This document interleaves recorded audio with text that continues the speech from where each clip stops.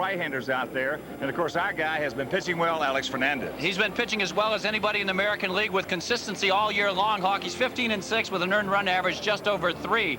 Domingo John, pitching for the Yankees, is one of the 3 players that we sent over to New York in the Steve Sachs trade. He's been pitching well too. He's got a good arm. Will remind you a lot of Melito Perez. He throws a fastball, slider, and a changeup. Well, there is some rain expected. We will start the game on time. It could be some rain delays, but you know, one of the things that you talk about when you're talking right now White Sox baseball, Big Frank Thomas. How about Big Frank? He is absolutely amazing. He really is intimidating the opposition right now. It's very apparent that the New York battle plan right now in this series is to not let Frank Thomas beat you. All right, sit back, relax. The rubber match of this 3-game set. Wimpy will be back with the rest of the starting lineups. Right now, let's go back to our studios and Randy Hahn. And we will update you throughout the evening on the other scores, including the Kansas City Royals game tonight. But right now, on the hill for the New York Yankees, Domingo John, the rookie, against Alex Fernandez. White Sox baseball on Sports Channel is next. Sports Channel's coverage of Chicago White Sox baseball is brought to you in part by your local Chrysler Plymouth dealer, where you get real advantages for the real world. By your local Sherwin-Williams paint stores. The pros know, ask Sherwin-Williams, a participating sponsor of Major League Baseball. By RCA, the people who introduced television now proudly present RCA Home Theater TV. And by Budweiser, fresh, pure, natural, proud to be your Bud.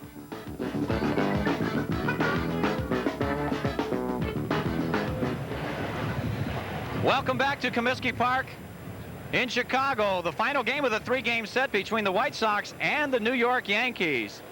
Overcast skies. We expect to play baseball. We will definitely get this ball game in if we got in the ball game 2 nights ago. And before we take a look at the lineups, let's take a look at the Eastern Division in the American League. The Toronto Blue Jays, winning this afternoon, have a 1.5-game lead over the New York Yankees, 6 over the Baltimore Orioles.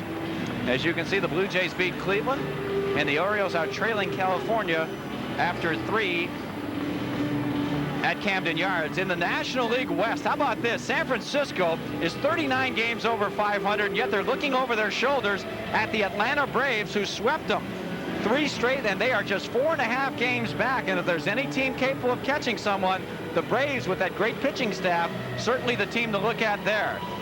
And there's an outstanding young arm right in your view, Alex Fernandez going after victory number 16 tonight, and he'll be facing this lineup given by manager Bucky Showalter of the Yankees. Leading off at third base, Wade Boggs. Batting second and left, Deion James. Don Mattingly bats third. He'll play first base. Cleanup man is the DH, Danny Tartable. Paul O'Neill plays right field. He'll bat fifth, followed by center fielder Bernie Williams. Mike Stanley is behind the plate. He'll hit in the 7th position. Batting 8th at shortstop, Mike Lego Gallego. And bringing up the rear at second, Pat Kelly. Alex Fernandez is 15-6 on the year with a 3.05 earned run average in his 26 starts. Alex has 3 complete games, 1 shutout, 157 hits, and 192 innings pitched. That's real good. Just 59 walks, 133 strikeouts, and the American League batting just .224 against Alex this season. Defensively, the Sox have Tim Raines in left field, Lance Johnson in center, Danny Pasqua is in right. Robin Ventura plays third base, Ozzie Guillen at shortstop, Joey Cora is at second, and the big hurt, Frank Thomas, once again at first. The battery this evening, Ron Karkovice and young Alex Fernandez. The umpires are good friends in blue. John Hirschbeck is at home plate, Tim Welke at first, Drew Coble, the crew chief, is at second base, and Derwin Merrill, our good friend, is at third. Conditions at game time, 80 degrees, wind out of the southeast at 13. Chance of thunderstorm, but it never, ever, ever even thinks about raining at the beautiful ballpark, Comiskey Park, that is. As you look at Alex in his last start Friday at Minnesota, big ball game. Sox needed this one. They were just 2 games ahead in the AL West, and he beat the Twins. 8 innings, gave up 5 hits, 2 runs. That was a 2-run homer by Ken Herbeck. So Alex out there to get another one against New York. This is his first start of the season. And 2-1 lifetime with a 3.48 earned run average against the Yankees. So we're ready to rumble, and here is the Hawk and Wimpy. Hi, Wimpy, thank you. And once again, good evening, everyone, and welcome to your first place Chicago White Sox right here on Sports Channel. It'll be Boggs, Deion James, and Don Mattingly. Wade Boggs, 35-year-old veteran, hitting at .312, a couple of homers. He's knocked in 43. Takes the first pitch upstairs. Boggs did not play last evening against Alvarez. He is 2 for 6 in this series. Outfield well around to the left. Curveball high, and the count 2-0. This is the 10th meeting of the year between these two clubs.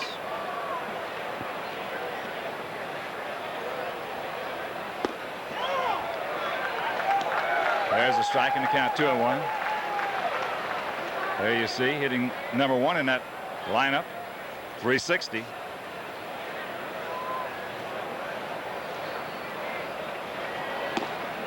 Upstairs with a heater.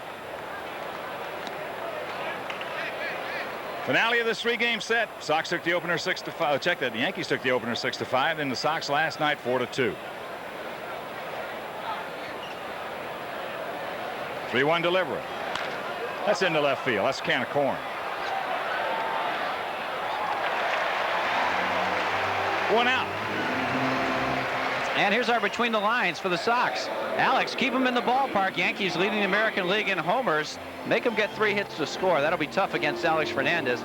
And frankly speaking, avoid the big hurt. They don't want Frank Thomas to beat him, and they'll do just about anything for that not to happen. Sox run for the pennant, get on base, steal some bases, manufacture some runs. Frankly speaking, I mean, these things just come. They just flow, don't they? Deion James takes a fastball strike. James hitting at .340, 6 homers. He's knocked in 28. 0 for 4 in this series. Not a large crowd at all on hand as that breaking ball high. And of course, you have to suspect that the weather had a whole lot to do with that. Rained hard here about an hour ago. That's out of play left side. So the count 1-2. 347 down each line. 375 in the gaps. And 400 straight away center field. Yankees 17 games over that 500 mark. As Wimpy showed you, a game and a half behind the Blue Jays. Oh, he's gone. Deion grabs some bench. 2 out. Boy, a great pitch here by Alex Fernandez. Check out the hard slider down and in. Boy, Deion obviously didn't pick up any rotation right there. Tried to drop the head on it, but that's just like that great pitch that a lefty throws to a righty. Tough. In his last 3 starts, Alex is 3-0 with a 2.28 earned run average, averaging almost 8 innings per start. That's real good. Here's the veteran first baseman Don Mattingly, hitting at .309, 15 homers. He's knocked in 72. 3 for 9 in this set with a couple of RBIs. Takes the strike. Danny Chartable on deck.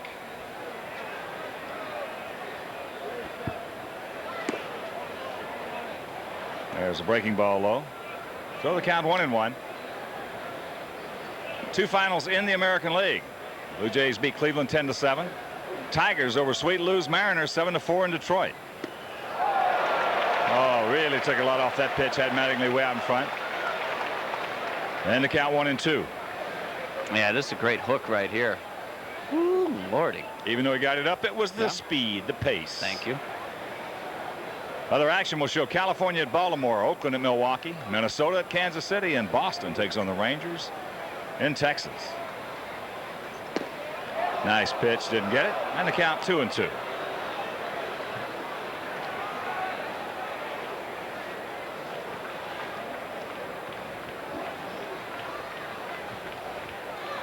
Yes, he's gone, and that'll do it for the Yankees here in the first. Nothing across after a half inning of play. It's New York nothing, and the good guys coming to bat. Alex Fernandez worked the 1-2-3 first inning, and here's the lineup that Domingo John will be facing. Leading off in left field, Tim Raines batting second. At second, Joey Cora. Frank Thomas is at first. He bats third. Cleanup man, third baseman Robin Ventura. Warren Newson gets a start as the DH. He'll bat fifth, followed by right fielder Dan Pasqua. Lance Johnson is in center. He bats in the 7th position. Batting 8th behind the plate is Ron Karkovice. And bringing up the rear at shortstop, Ozzie Guillen. Domingo John is 1-0 with the .386 earned run average. He has started 3 ball games for the Bronx Bombers. See, he's averaging just over 6 innings per start, 16 hits, 5 walks, 8 strikeouts. Opponents are batting just .222 against the former White Sox farmhand. James, Williams, and O'Neill are the outfielders for New York. Boggs, Gallego, Kelly, and Mattingly are the infielders in the battery tonight of Mike Stanley and Domingo John. John, a 24-year-old right-hander, 6'2", 175 from San Pedro de Macorís. How many Major League ball players have they produced? Wow. Dominican Republic. Last start Friday, beat the Rangers on 5 hits, 2 runs. That's good. 3 strikeouts. Here's Tim Raines hitting at .294. Fouls the first pitch away. Hawk has 13 homers. He's knocked in 39, and he's 2 for 9 in the first 2 games of this series. And before we show you our picks to click, you at home select yours.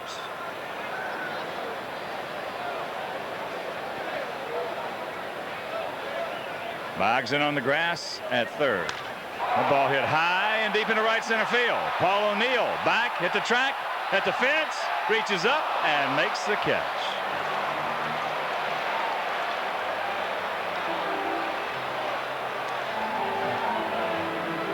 I think Paul O'Neill had some trouble. He was drifting on this one, but he was able to come up with it right at the wall. Between the 375 and 400 foot mark, Tim Raines got the head of the bat out that time and drove it a long way. See the concentration of O'Neill. Here's Joey Cora. Joey hitting at .272, a homer. He's knocked in 42. Takes it high off the plate. Joey has drawn the collar in this series, 0 for 10.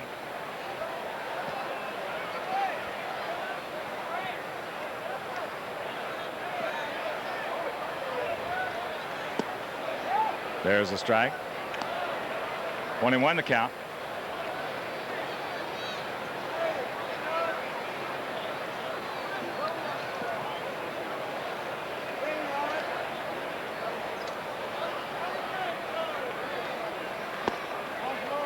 Takes that one low.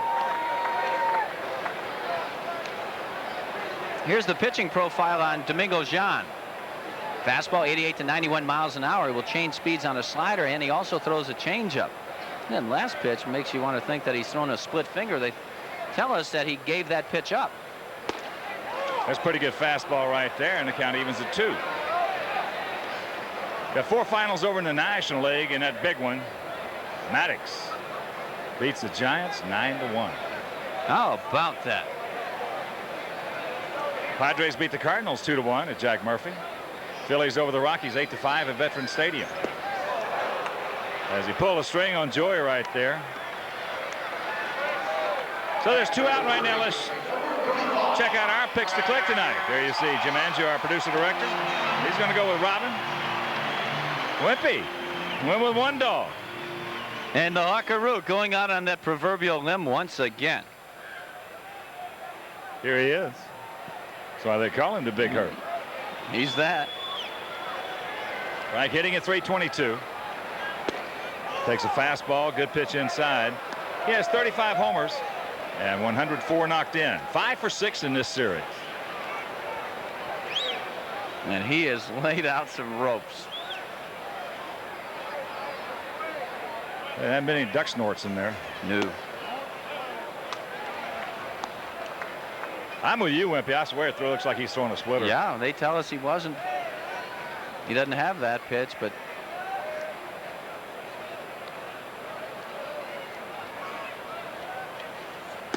that fastball inside, so the count 2-1. Ventura on deck. It's good to see Robin back in there after serving that 2-game suspension.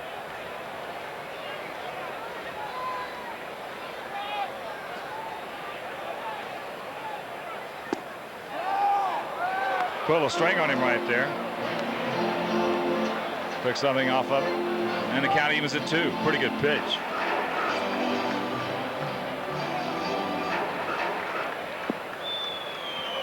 Domingo John.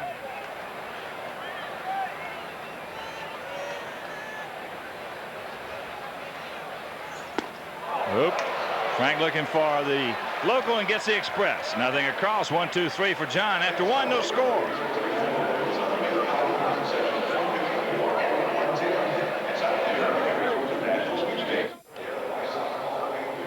This copyrighted telecast is presented by authority of the Chicago White Sox and may not be reproduced or retransmitted in any form without the express written consent of the Chicago White Sox and Sports Channel.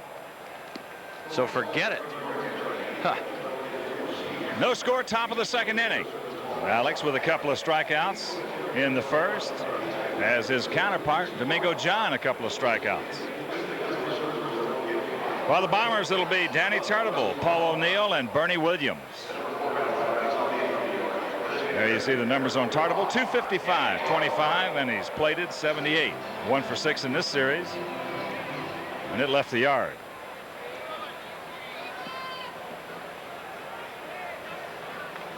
Outfield, round to the right for Tartable.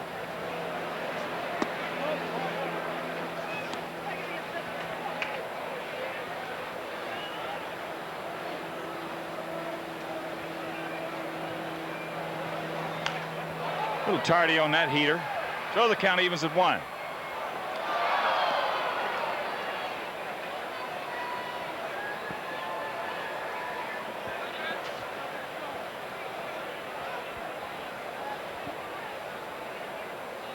Gas. Good fastball by young Alex, and the count 1-2. Check out Alex's profile. There you see 88 to 93. The curve, the slider, and the change. Your basic 4 pitches. Drops down. Souvenir right side. Minnesota at Kauffman Stadium in Kansas City. No score, top of the second. Rangers hitting in the bottom of the first at Arlington against the Red Sox. No score.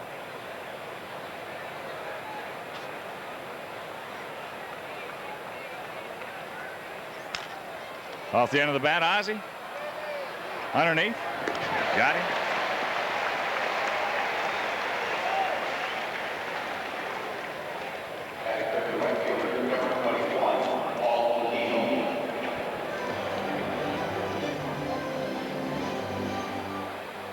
Here's the right fielder, Paul O'Neill, hitting at .311, 16 homers. He has knocked in 63. Did not play last evening. He was 1 for 3 in game 1.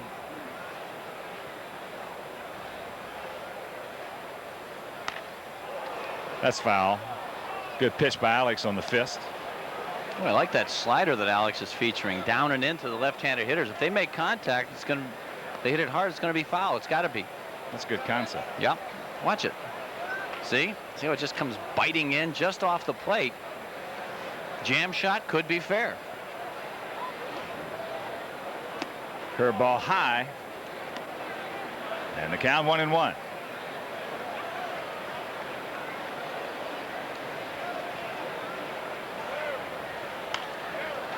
Fastball late. Paul O'Neill has been an excellent addition to this Yankee ball club. Something similar to what Ellis Burks has done for the Sox.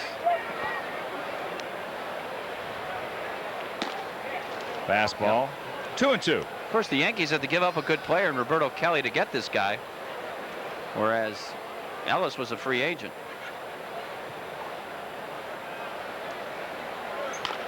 Chopper right side, Big Frank can't get there. So it'll be a base hit, a bounding base hit for Paul O'Neill.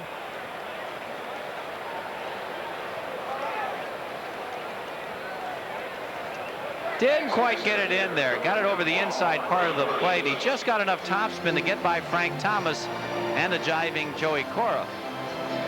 Not jiving, diving. Wow.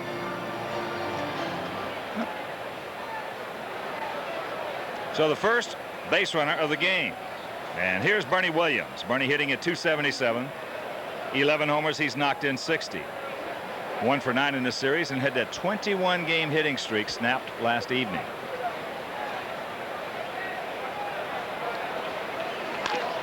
That's up the middle. Joey can't get that. So O'Neill will round second. He'll move into third, and with 1 out, the Yankees have runners at the corners. Well, Paul O'Neill knows that with all this rain that has fallen, the ball is not going to get to the outfielders very quickly, so you can take an extra base. You don't have to run fast to be a good base runner, and Paul O'Neill got there easily to third. So it sets up a good RBI situation for Mike Stanley.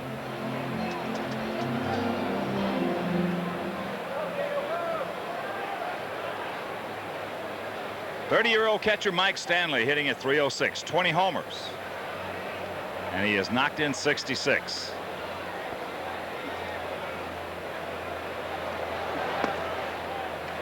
Takes it low and away. Yankees 147 home runs. Sox have 19 less.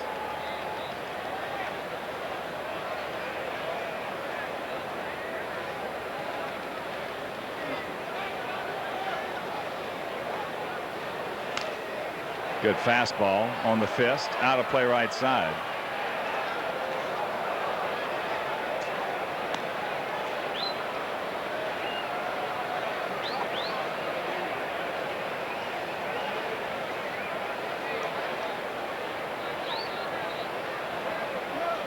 A ball is striking out here in the top of the second. If you just joined us, there is no score. The Yankees are threatening. A little high with that heater. And want to send out a big White Sox hello and happy birthday to Carmen Cavelli. 50 years old today. And speaking of birthdays. Don't worry about it, Carmen. Ain't all that bad. It isn't? Well, I got another 20 years to worry about that. Yeah. So. That's high in the center field. Lance Johnson. As O'Neill tags, he will score. Bernie Williams on his way to second, and he will get there. And New York takes a 1-0 lead.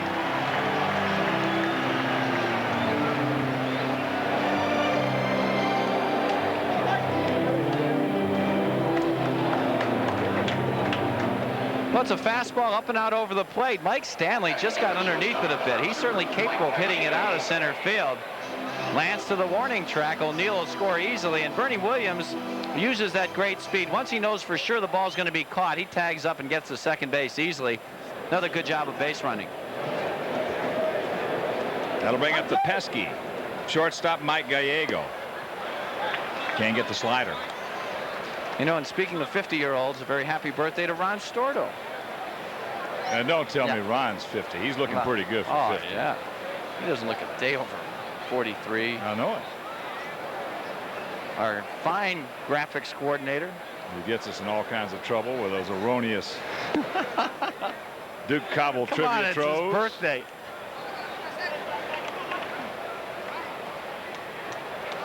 We have to have set a birthday, major league record this year for having the most trivia questions that were wrong.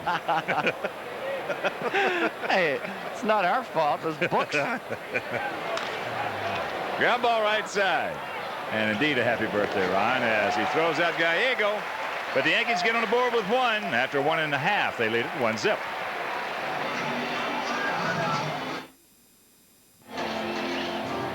One nothing New York here in the bottom of the second inning.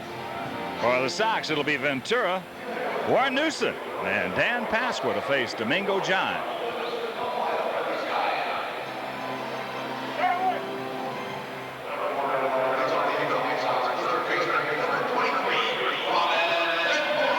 There are the numbers on Robin, hitting at .251, 18 homers, as he gets a nice round of applause after sitting out that 2-game suspension.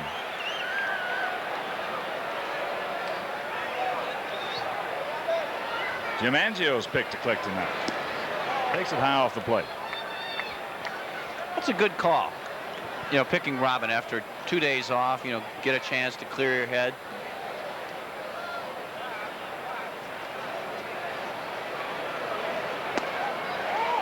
Pretty good fastball. 21 to count.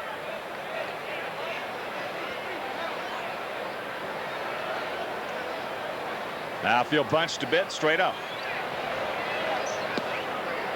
Bernie Williams just a couple of steps over towards Deion James and left.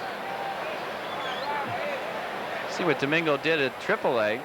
2.82 earned run average in 7 starts. 2-2.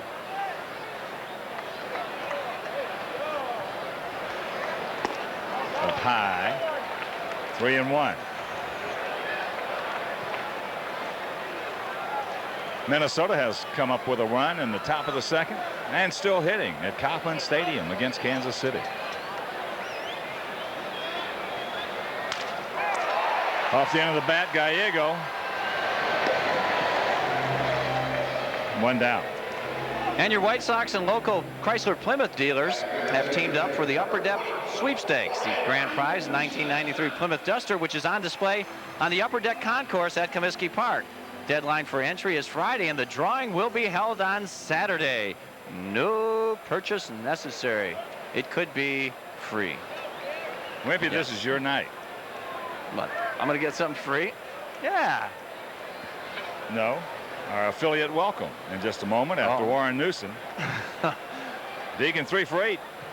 Since being called up, takes it low and inside. And all of us here at Sports Channel would like to welcome our affiliate, Jones Intercable, in Wimpy's favorite town in Illinois, Sandwich, Illinois. Sandwich, yes. Yeah, ham and cheese or? There's a strike. Getting kind of hungry. They have your money sandwich? No. You get a free sandwich today, huh? Over at the tournament? Oh, yeah. A little bit low. 2 balls and a strike to the Deacon. Yep, Joe's Deli at the lovely Radisson Hotel in Lisle.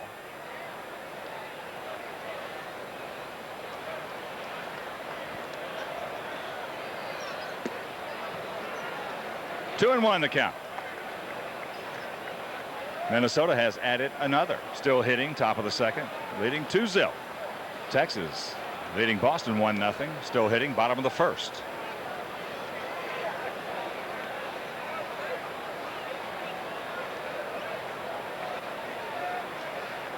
Oh, Deacon raking.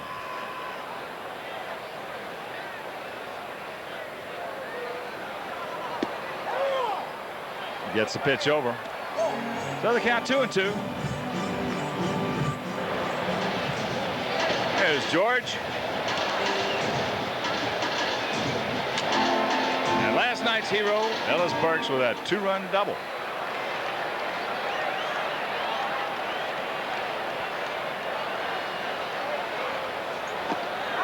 He walks Warren Newson. So the Deacon, first Sox base runner. And here comes Dan Pasqua. Danny hitting at 195, 4 homers. He's knocked in 16. And against his former mates this year, he is 1 for 6 with 2 RBIs. 1-0 Yankees here in the bottom of the second.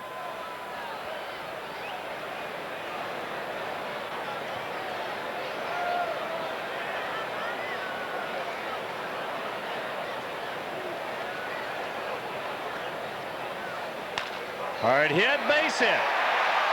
So Deacon rounds second. He will move into third, and the Sox with 1 out have runners at the corners. Attaboy, Hammer.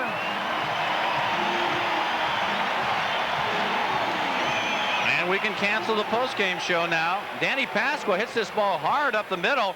Good base running by Warren Newson. Much like Paul O'Neill. See, the ball just doesn't get to the outfielders. You can easily take an extra base, and look at Deacon scooting on in there. Good job of base running, good hitting. Runners at the corners for Lance Johnson. Lance hitting at .311, no homers. He's knocked in 39, 1 for 5 in this set.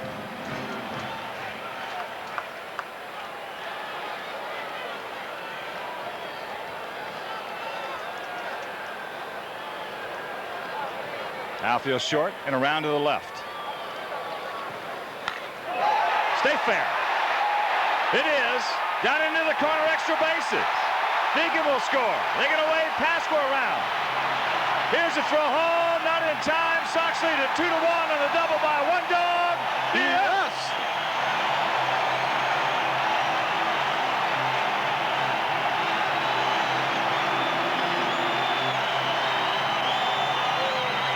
Attaway, Lance. He pulled this one there. Oh boy, he got one on the inside corner. Looked like a changeup. And Lance just smokes it into that corner at the 347. O'Neill had a long way to come Two runners score. Good running by Pasco right there, and Lance Johnson in the third. Hello. That should be a triple. Oh, yeah. Yes. His 12th three-bagger of the season.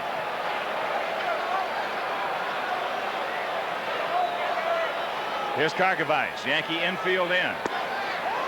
Takes that slider. Beautiful pitch right there by Domingo John right on the outside corner at the knees. Warren Newsom, one-out walk, started it off. Did a good job of laying off that off-speed pitch in the dirt, the 3-2 pitch.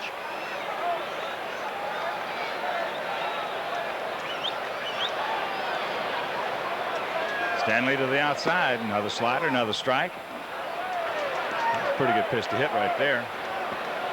And the count 0-2.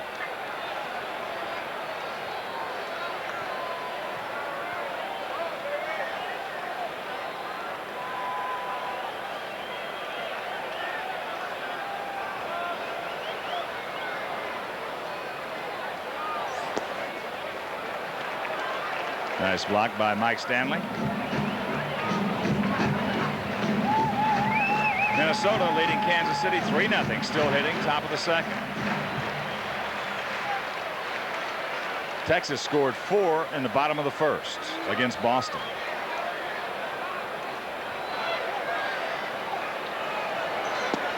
Oh, boy. Had him with a breaking ball. Clark just didn't pick him up. Sometimes a pitcher does that to you, a certain type of hitter. Look at this one. That's basically a hanger. You know, it's thigh high. It was on the outer half of the plate, but Karkovice did not pick up any sort of rotation. So a big strikeout for John.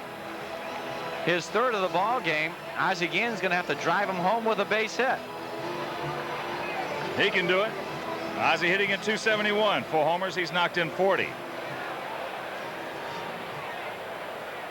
3 hits and 8 at bats in the first 2 games here.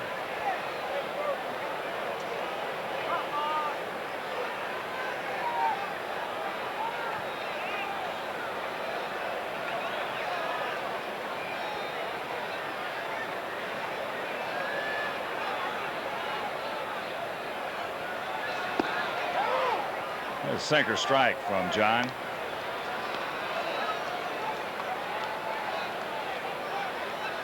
Deion James very short and left.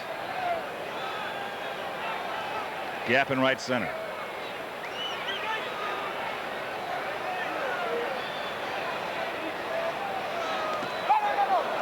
Nice block once again by Mike Stanley, and the count evens at 1.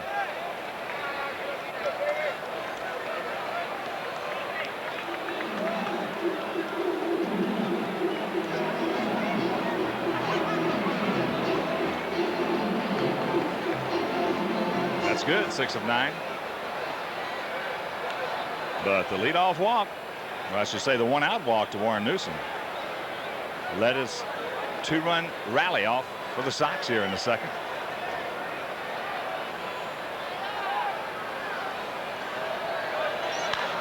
Rips it foul.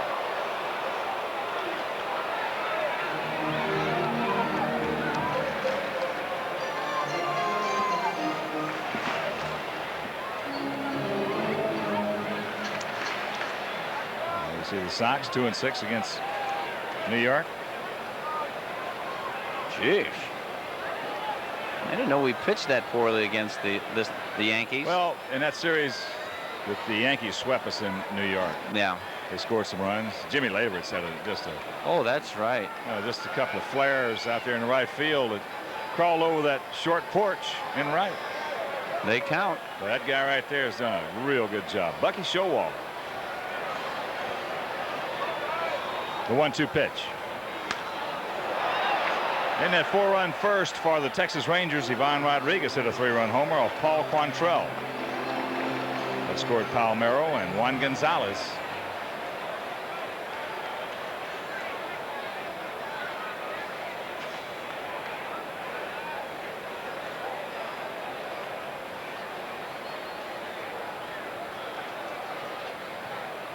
Two runs on 2 hits for the Sox, 1 run on 2 hits for the Yankees. That's a ball. Oh, time was called. I was going to say, boy, I'll tell you.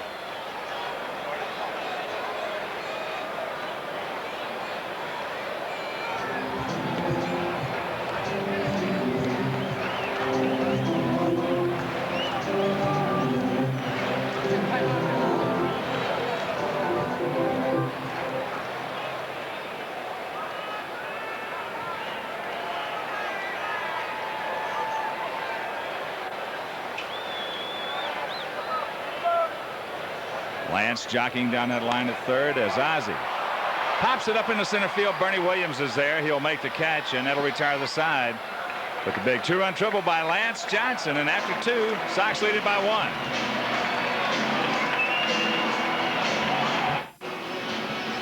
Tail of the tape, top of the third, and a reminder. Our next game coming your way on Sports Channel will be Friday, that doubleheader. And look at the two pitchers for the Sox. It'll be Tim Belcher in game one against the southpaw Jim Deshaies, and in game two, Black Jack McDowell going for victory number 21 against the right-hander Mike Trombley. That is Friday right here on Sports Channel.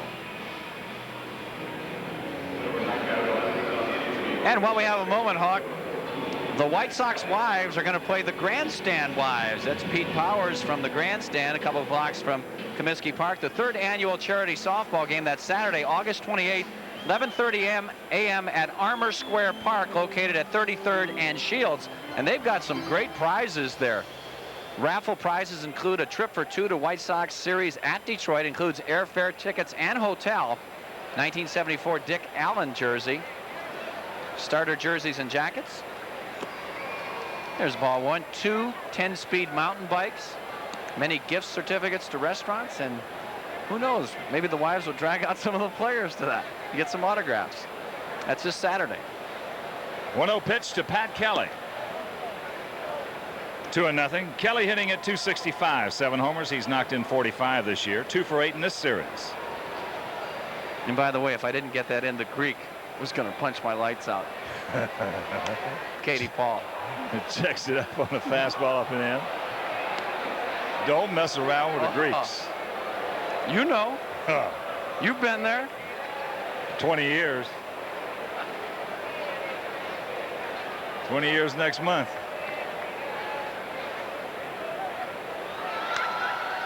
I'm glad I said that. I'd forgotten.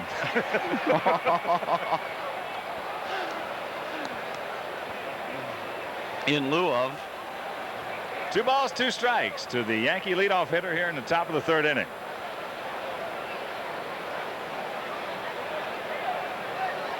Alex 2-1 lifetime against New York.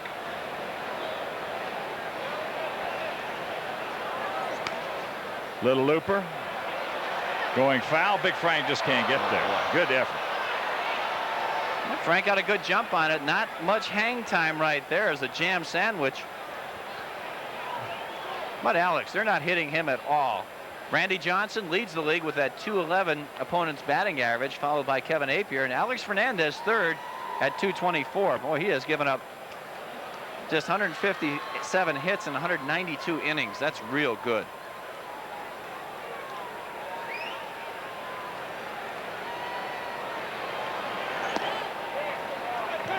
Misses with a slider, and the count goes full.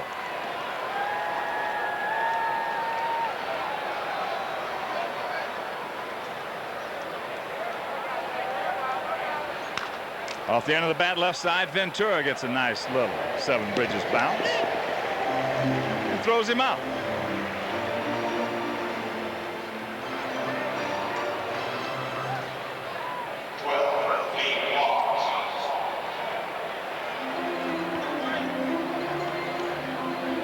That'll bring up Wade Boggs, the leadoff hitter.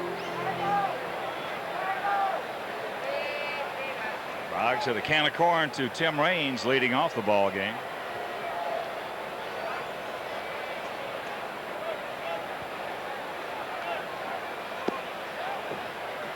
Takes a strike. They're putting almost a Luis Polonia shift on Boggs. Breaking ball, hits it up the middle. Well, if you're going to play him that way, you're really going to have to pitch him with hard stuff. especially Alex Fernandez's fastball. Got the breaking ball, and he hit it up the middle for that single. Well, and this is bad. Might work out, but if he's going to hurt you, if he's in the spot where you just got to light him up. You just got to gas Boggs up. Yeah. Here's Deion James. Struck out on a beautiful slider down and in.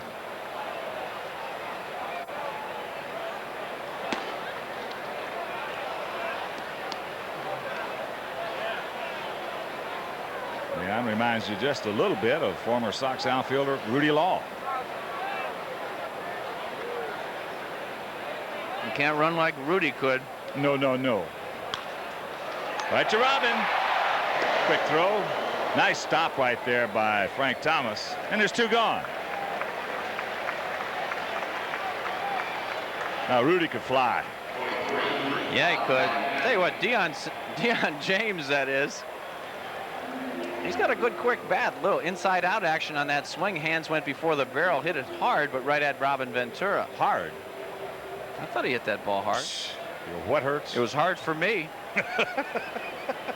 It's Don Mattingly. That's only my opinion. Yours? It's that in left field. Tim Raines is there. Rock will make the catch, and that'll retire the side. Nothing across after 2.5. 2-1 good guys. Tim Raines gets set to lead off the bottom of the 3rd inning. Sox lead it 2-1. 2-run triple by Lance Johnson. Knocked in Warren Newson and Dan Pasqua. Newson had walked and Pasqua had singled.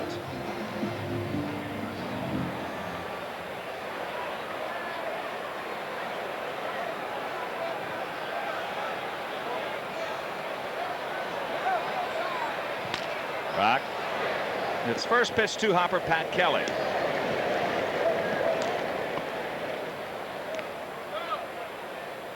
Raines now for 2, fly deep to right center field, leading off the bottom of the 1st.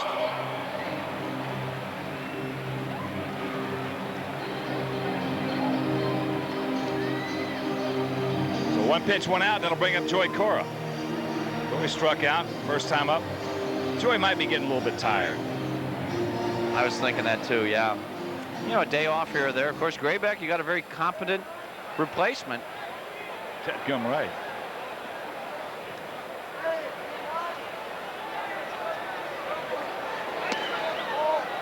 Domingo John turns it over, misses low and away.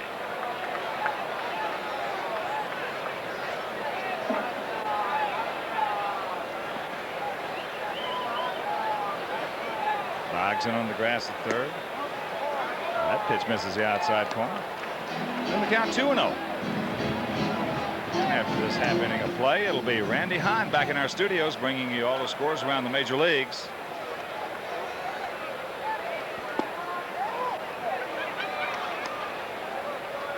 There's a strike and a count 2-1.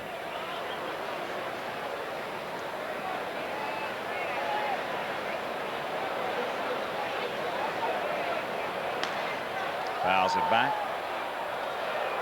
And we mentioned we wanted to send out a big White Sox hello yesterday to all the good folks at Maplewood Care of Elgin. Well, there's a group of 20 of them tonight at the ballpark. And all the rest of them are back at Maplewood, watching the game right here on Sports Channel. So a big White Sox, yes. That pitch just misses, full count.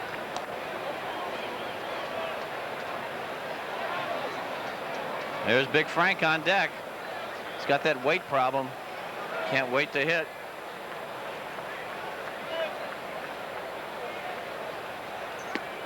Wow. Got him with a breaking ball. Well, he just kind of flipped it up there. This really looks like a split finger pitch. Look like it's tumbling up there like a split finger. Whatever it was outside. Slider. No, that is the slider. Sure is. The rotation, boy, from that center field camera looks different. Big Frank struck out his first trip.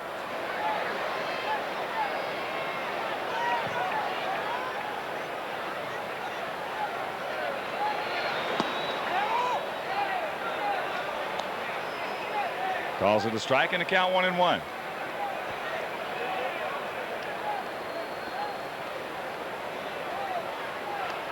Frank just 2 home runs shy of the White Sox record.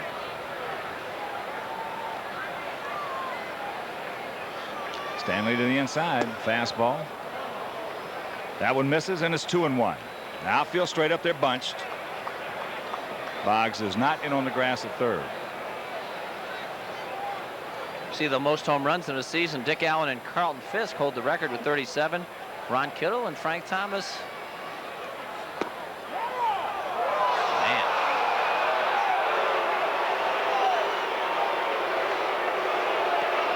Frank didn't like that call.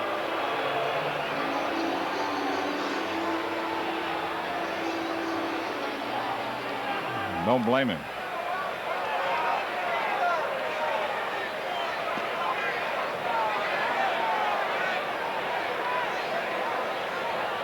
Here's the 2-2. It's that slider hard into right field. Don't make him mad. Go ahead and trick him. Nope, you cannot trick Frank Thomas. Frank is still hot. Take a look. Boy, he just stays closed as long as you can possibly wait for a breaking ball right there. It just smokes it. Boy, those quick hands of his. He's amazing. He is. He's awesome. Here's Robin. Grounded out to Mike Gallego. Takes a strike.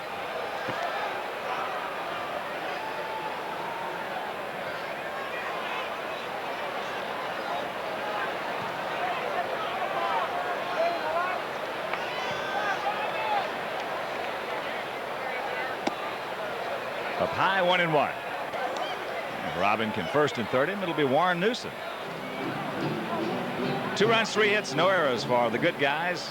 1 run, 3 hits, no errors for the Yankees.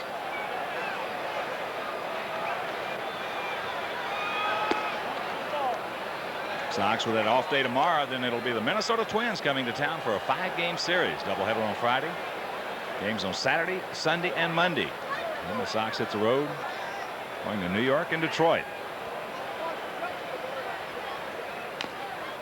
Fouls it away. 2-2.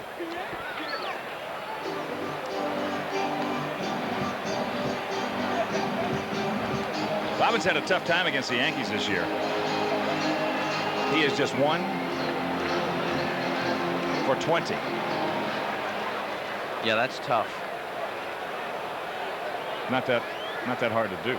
Oh, no. It's pretty easy to do sometimes. Shoot 0 for 20. What was the worst you've ever been? Can you top 1 for 42? I never got there. I was there. Yeah, I was 1 for 34. 0 for 26 or something like 23. And I mean 22 of them were just line drives. Oh, yeah. Couldn't catch a break. Good. Pops this one up in the left center field. Bernie Williams cuts in front of James, makes the catch, and the sign is retired. Nothing across after 3. 2-1 White Sox.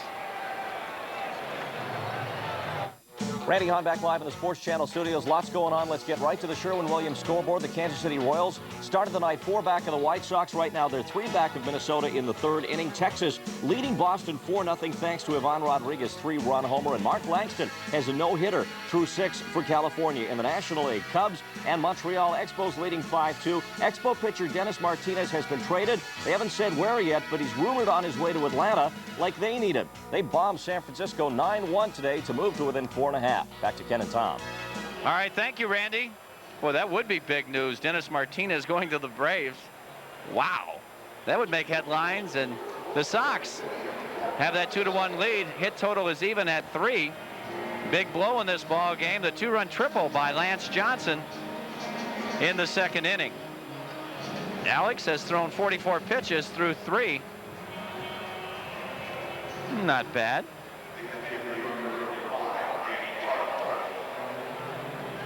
Danny Tartable is going to lead things off for the Bronx Bombers. Danny hitting at .254 as he stands in. Curveball strike. Danny grounded the shortstop his first time up. Alex working very quickly. High fastball, and he got on top of it. Drives it deep to center. Lance Johnson to the wall. Can't make the play. It's out of here. A home run for Tarnable. Boy, he dialed it up. You know, looked like Lance had a chance to make that play. He climbed over the fence, but he just went to the wrong spot. A great effort by Johnson. But we have a tie ball game.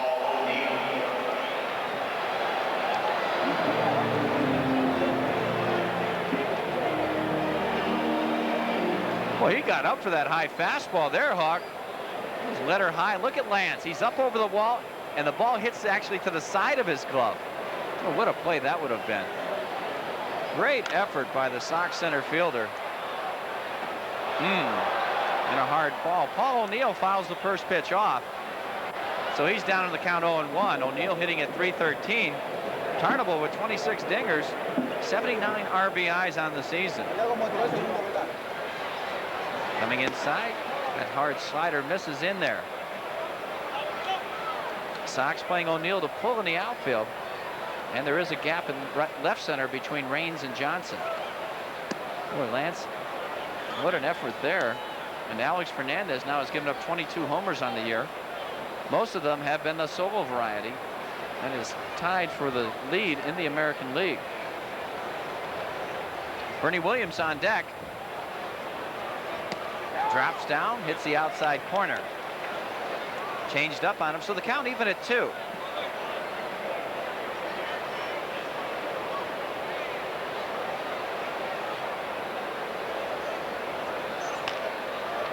He jammed him in the center field. Never fear, one dog is here. And there's one down. The wind's starting to pick up a little bit here at Comiskey Park. Feels good. And there you see the flags. Boy, they were just limp a few minutes ago.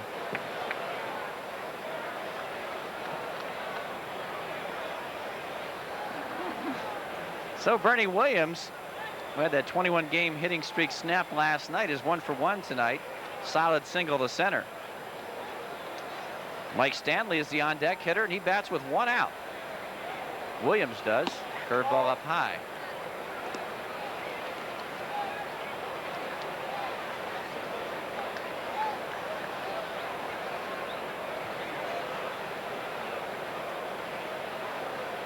Here's the 1-0 coming inside. Fastball jam shot, fouled straight back.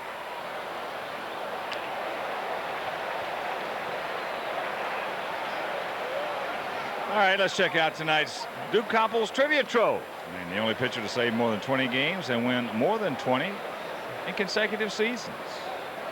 He saved more than 20, and then he won more than 20. I'm thinking Dennis Eckersley. Who do you like? Maybe not.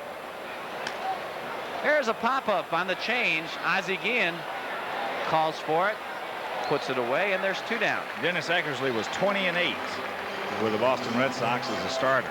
Yeah. So it is number 43. They're talking about in consecutive years, though. I don't think he saved 20 the next year. No, he didn't. That is the question, isn't it, Jim Angio? Can we see that? They're trying to trick us. Again.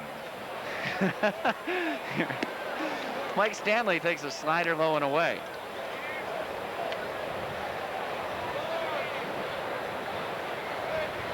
It's a tough question. Stano with a sacrifice fly, his 67th RBI is on the season, a career high.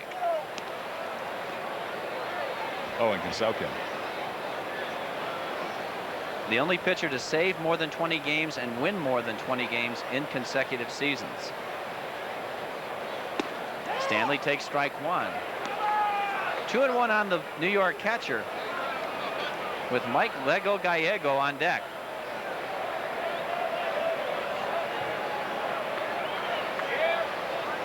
Stanley has solidified his job as the everyday catcher for the Yanks. Calls a good ball game. Pitchers like throwing to him. And that offensive production, 20 homers, 67 driven in on the season. 3-1 fastball. He can't catch up with it. So the count goes full. Stanley with that good power to the opposite field. The Sox are playing him to hit the opposite way. Rains way off the line in left, and a big gap in left center between he and Lance Johnson.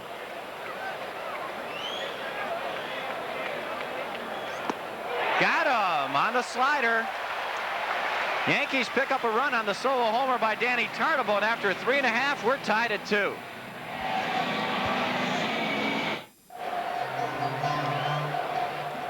Bottom of the 4th inning here at Comiskey Park in Chicago. Danny Tartabull tottered up in the top half of the 4th with that solo homer to dead center field. It's his 2nd homer in this series. And for the White Sox, it'll be Warren Newson, Danny Pasqua, and Lance Johnson to face Domingo John. I got that question, Wimpy. Oh, you do, huh? Yeah. All right, let me think. Boy. I'll get it. Newson hits the first pitch foul down the left field line.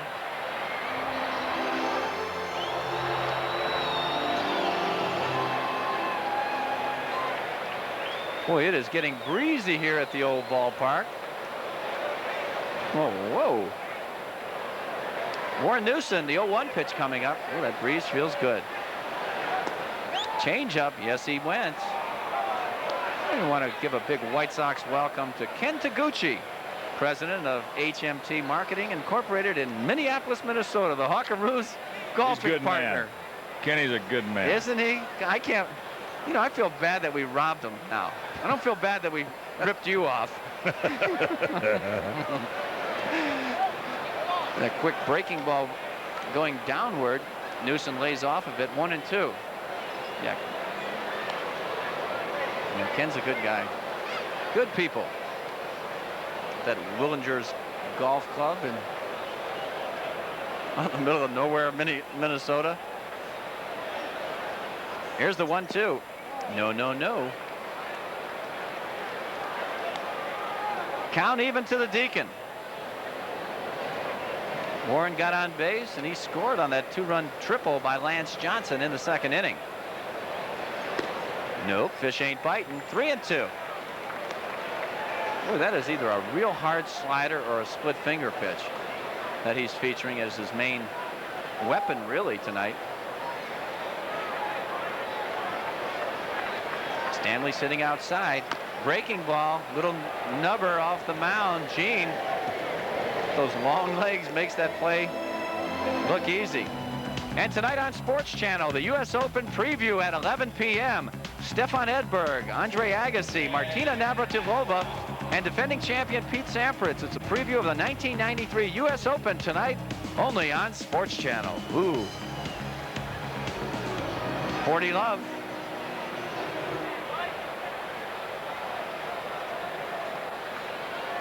Here's Danny Pasqua. He had a solid single his first time up and scored. There's a breaking ball down low. Danny hitting at 202. It ain't much, but he's been swinging the bat very well in the last couple of weeks. Oh, just kind of flipped that one in there. 1-1.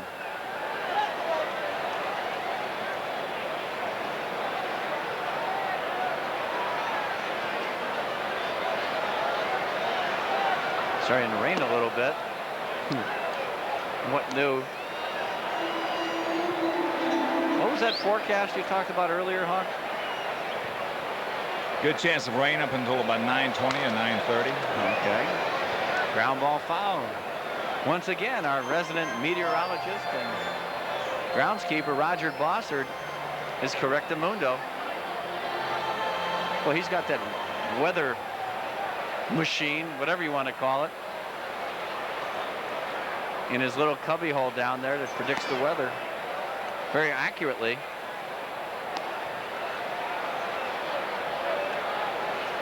Pasqua with a 3-2 pitch. Some of the fans from the lower deck seeking cover. 3-2 smoked foul by Doug Manzolino, the first base coach for the Sox. Good play by the ball girl. Terry Boom Boom Bevington over at third.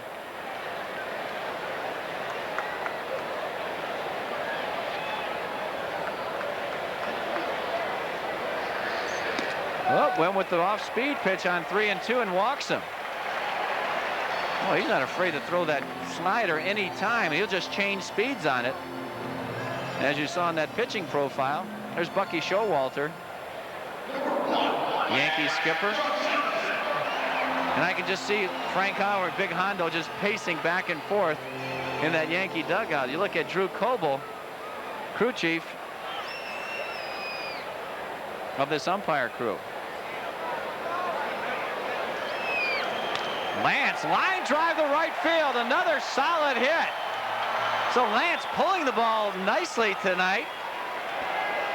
It's like another off-speed pitch that he got upstairs. And the Lanceroo once again. Hint, hint, hint. Whose pick to click is that? I think it's yours truly. I love it when Lance is pulling the ball. Well, he gets that head of the bat out and really drives it. When he goes solely to the opposite field, he doesn't have much pop on it. So here's Ron Karkovice. He was called out on strikes his first time up.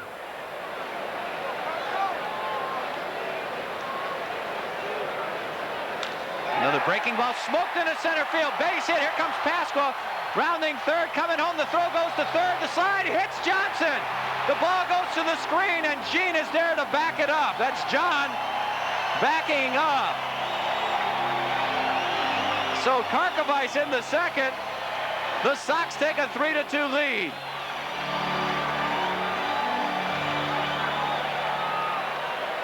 All right. Opportunistic base running. Good job by Johnson. A good job of hitting here by Kark. Karkovice had trouble his first at bat. Struck out on 3 breaking balls. This time he was waiting in the weeds. You can see that throw. They had a shot at Lance. All right, Bernie Williams got to that ball quickly. It looked like it hit Lance in the foot. Well, he's up there. He's ready to score, too. Good job by Domingo John backing up. And Roger Bossert, Drew Coble, Tim Welke.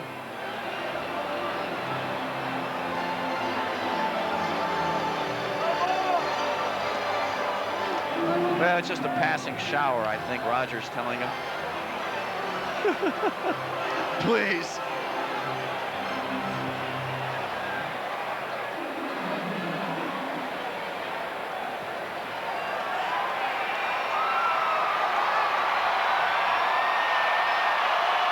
So, runners at second and third. And Ozzie Guillen, the hitter. Well, it's coming down pretty hard right now. Obviously, they think it will pass. All things will come to pass. Ozzie.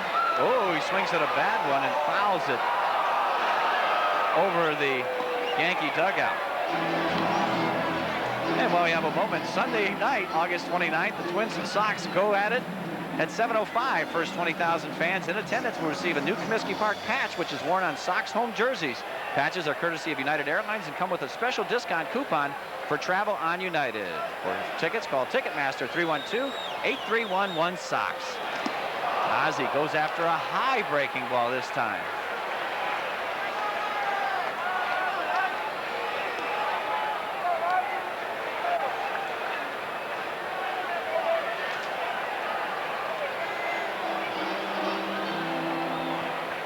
Runners at second and third. Good speed on the base paths with Lance, Bobby Munoz, the right-hander, and Paul Gibson, the lefty, warming up for the Yanks. Here's the 0-2 to Guillen. Hit in the air to left field. That should be deep enough. Deion Jones with the James with the catch. The throw, no. Lance Johnson scores. And the Sox lead it 4-2. Boy, Ozzie, he fought him off on 0-2. And he drives in his 41st run of the season.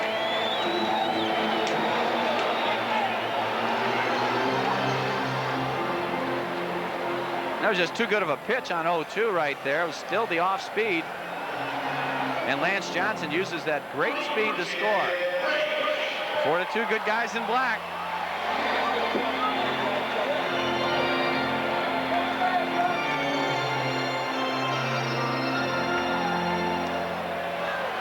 Sox with 2 runs in the second, 2 now in the fourth, have parlayed their 5 hits nicely. The Yankees with 2 runs on 4 hits off Alex Fernandez. Here's Tim Raines, 0 for 2. There's that slow changeup.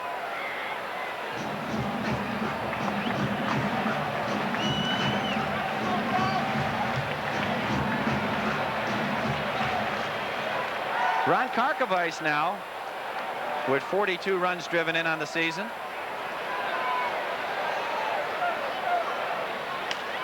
As the Rock fouls this one back, so he quickly goes down in the count 0-2.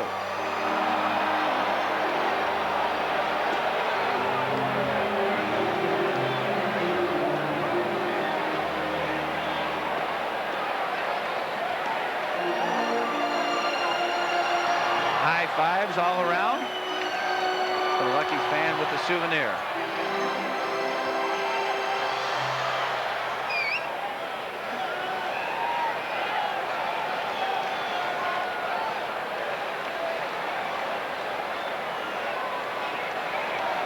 Oh, 2 to Raines. He fouls another fastball off.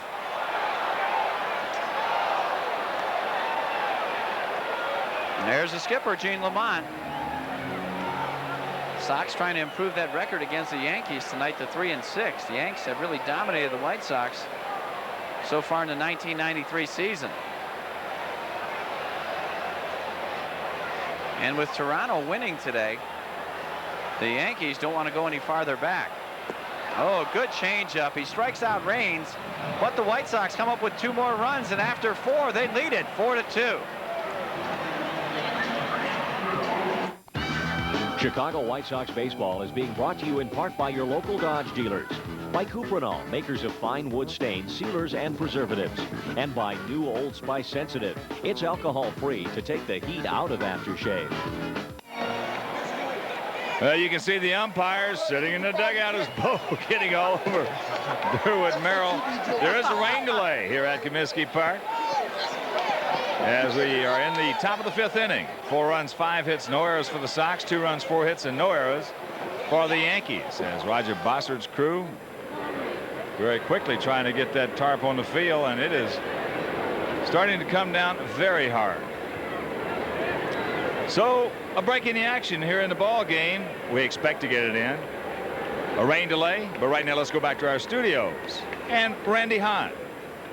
All right, while we have a minute here, let's check the scoreboards in both the American and National Leagues as things are heating up in the races. Minnesota leading Kansas City 3-2. The Royals came in 4 games back of the White Sox in second in the AL West. They're in the 4th inning. Texas in front of Boston 4-0, also in the 4th. A 3-run homer in that game for the Rangers' Ivan Rodriguez. California's Mark Langston had a no-hitter going into the 7th inning when Cal Ripken Jr. broke it up. Right now, the Angels in front of the O's, 2-1 in the 8th. Milwaukee leading Oakland 5-0 there in the 5th. Earlier today, big day for Travis Fryman, 4 hits. 7-4, they beat Seattle despite Ken Griffey Jr.'s 2 home runs, which gives him the American League lead now with 37. And Toronto beat Cleveland by a final score of 10-7, so the Jays temporarily a game and a half up on the Yankees. Over in the National League, Montreal leading the Cubs 5-3 at Olympic Stadium. And Glenn Allen Hill has a 2-run homer in that game for Montreal. But the big story, pitcher Dennis Martinez of the Expos has been traded. The Expos haven't said yet where he's going, but the rumor is that he is going to the Atlanta Braves, as if they need him with that great staff. They bombed the Giants today, 9-1. And Atlanta sweeps the 3-game series now within 4.5 games in the NL West. Houston leads Florida 3-2 in the 7th. Earlier, Philadelphia beat Colorado 8-5. Cincinnati over the Mets 4-1 as New York's mathematically eliminated now. And San Diego beat St. Louis 2-1 in 10 innings. The late game is yet to get underway. The Dodgers hosting the Pittsburgh Pirates. If you've just tuned in, the White Sox and the New York Yankees in the midst of a rain delay at Comiskey Park. We will send it back out there, and according to all weather forecasts, they do expect to get the ball game in after this band of showers moves through the south side. But until we can rejoin baseball, let's look at the pennant chase.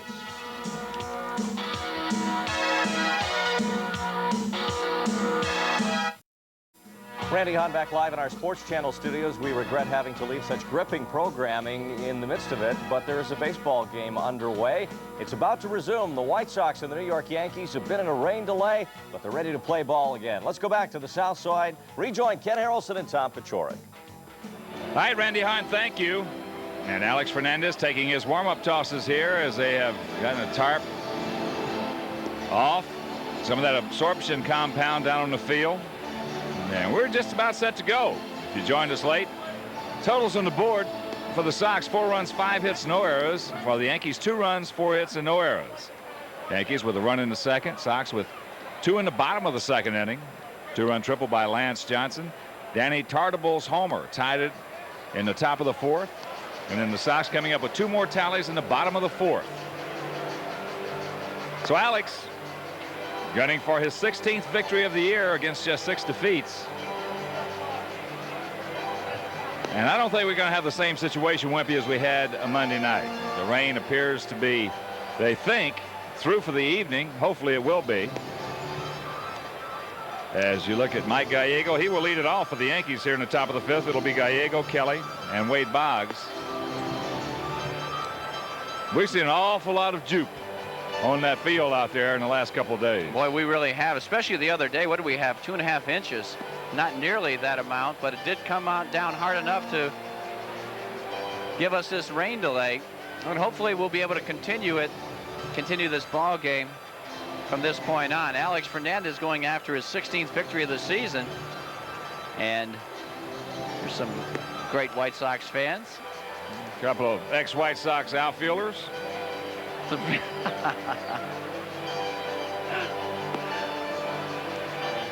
But a nice crowd. Rain has held down some of the attendance, but they have been into it. You know, there's been a lot of conversation lately about the crowds here at Comiskey Park. Sox averaging 31,691 per home game. But I think, Wimpy, especially the last 3 weeks or so, we have seen these crowds very much into the ball game. Oh, without a question. And the White Sox aren't playing all that particularly well at Comiskey Park, just one game better at home than they are on the road. So I think the fans have been very enthusiastic, and they've been showing up in big numbers. 38,000 last night and the night before that. So Alex has concluded his warm-up tosses, and here we go. Gallego 0 for 1. He's grounded out to Joey Cora as the Sox lead it 4-2 here in the top of the 5th inning.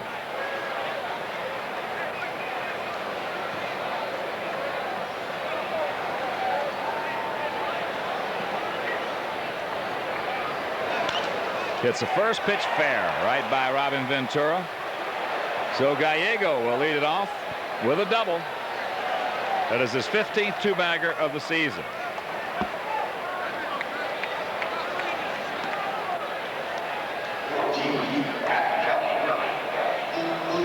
Well, he got a high fastball, and Gallego's a good high fastball hitter. He takes advantage of that pitch. And as you can see, he clears those front hips and gets that bat out front. So the tying run at the plate in Pat Kelly. Patrick grounded out to Ventura his first trip. Outfield well around to the right.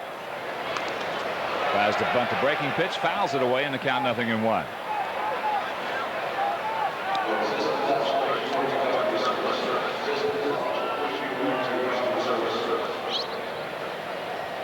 You see 9 sacrifice bunts. Young man settling in now, starting to solidify the second base situation for New York. They've had a lot of problems at second, at short, and at third the last few years. Another slider, and the count evens at 1. Wade Boggs on deck, and Deion James in the hole.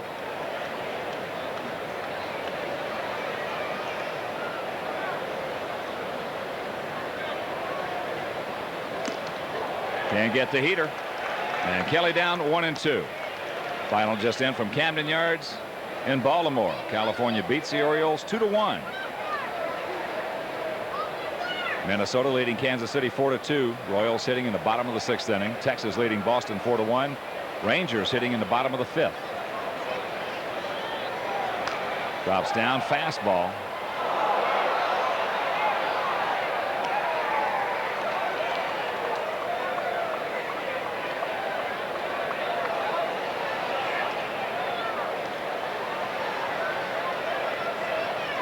Angel-Oriole game. Langston the winner, 13-6.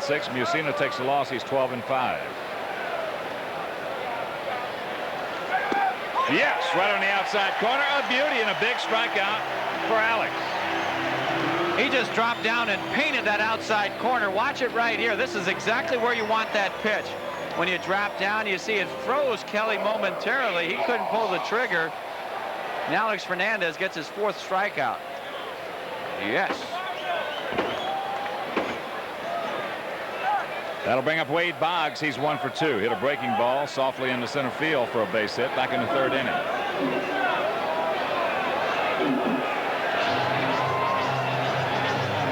And here comes Showalter as Boggs and John Hirschbeck having some conversation.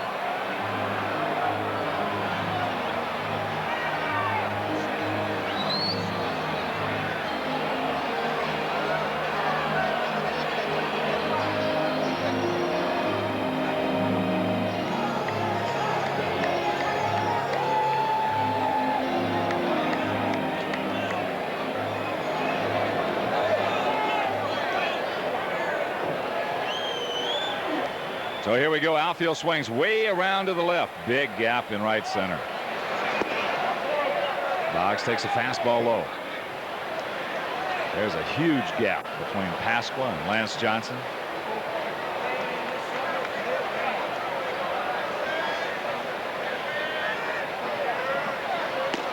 Fastball high, and the count moves to 2-0. Activity down in the Yankee pen. Southpaw Paul Gibson.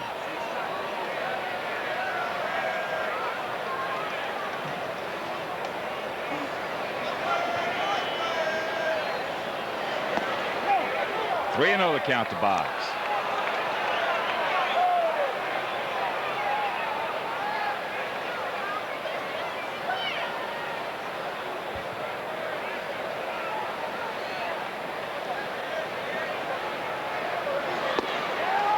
Pours that fastball right down the heart. Alex making his 27th start of the season. No record this year against New York. 2-1 lifetime. Boggs just tardy on that heater. Throw it again. Keep pumping. We talked about it earlier back in the 3rd. If he gets in a spot where he can hurt you, you got to make him hurt you on the hard stuff. And he's going to go the opposite way with the fastball, and that's exactly where the defense is playing him. You throw something off speed, he's got a chance to pull it, and that's where the defense is not. Back through the middle, that's a base hit. Here comes Gallego. He'll score, and it's a 4-3 ball game.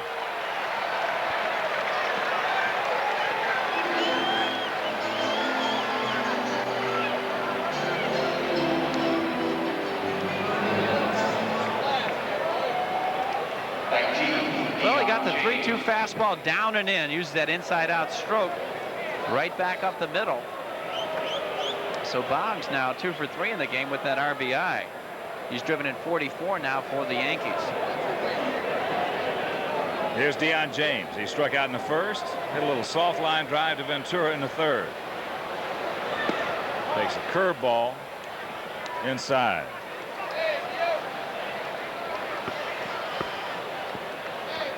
Thought he hit that ball pretty good. Poking back.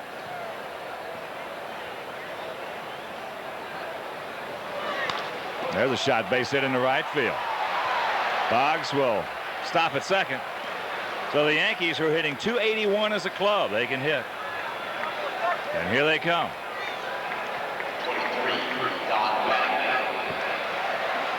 Well, it just looks like everybody in the Yankee team is hitting up to their capabilities. There's Jose De Leon warming up for the White Sox. Well, when you hit .281 as a team, that's pretty darn good. Because outside of Mattingly and Wade Boggs, there's not a whole lot of household names on that ball club that are capable of, that anybody would think would hit for a high average. Well, it's tough for them to manufacture runs as well. How many times have you ever seen a lineup where the 1st, 2nd, 3rd, and 4th place hitters, especially the 1st and 2nd place hitters, have not even attempted a stolen base? It's pretty amazing.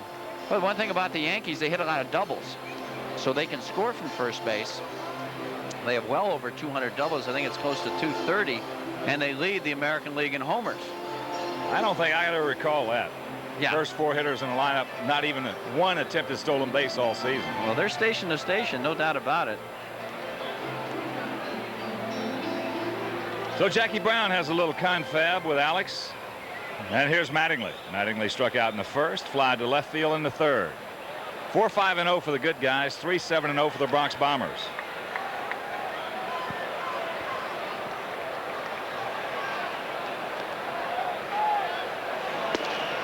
Fastball strike.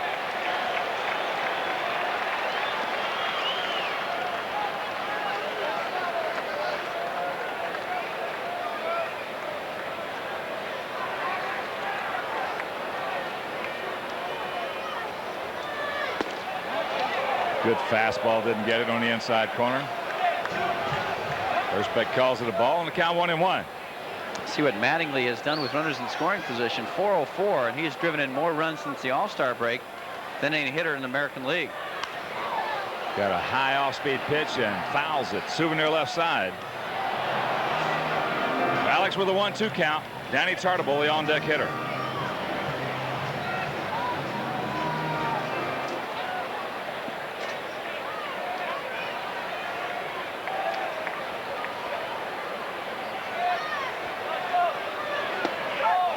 Slider in there. Still good little purpose pitch. Look at Mattingly in his last 58 ball games, 58 RBIs in the first 44, just 14 driven in. What causes that? I have no idea. No, maybe his backfield's a heck of a lot better. That's what I would think with Mattingly. Changed his hitting style a little bit. Here's a chopper up the middle, taking Ozzie right to the bag. Now Cora steps on the bag. Ozzie had a sure 2 right there. Yeah. Yeah, he did. I think we were lucky to get that call at second base. Drew Coble got the force play, but that was Ozzie Guillen all the way. Everything was towards the bag. Look at this. Joey Cora steps in front of him, and he can't make the throw. That was an easy double play for Guillen. So let's hope that Alex can pitch around it and over it.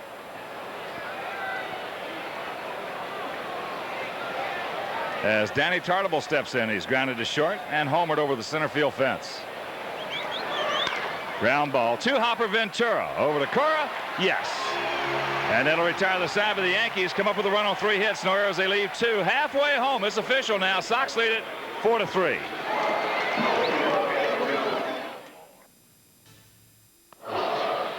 Paul Gibson is the new Yankee pitcher, the left-hander. In 12 games, no record, 2.75 earned run average, so his numbers very respectable. 15 hits allowed, 19 2/3 innings. He has walked 6 while striking out 15.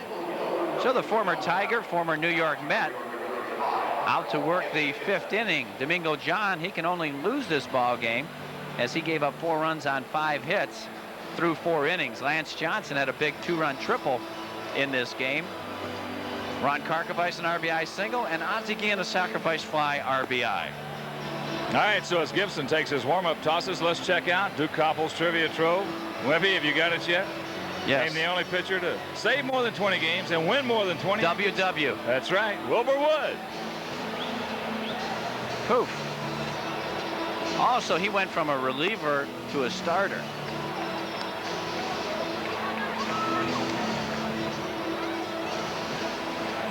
That 1 year Wilbur threw about 350 innings or something, some ungodly number for the White Sox. Hey, that was something when he got ripped by that line drive off the bat of Ron LaFleur right on the kneecap. Yeah, ended his career. So here we go, bottom of the 5th. Sox lead it by 1, and it'll be Cora, Frank Thomas, and Robin Ventura.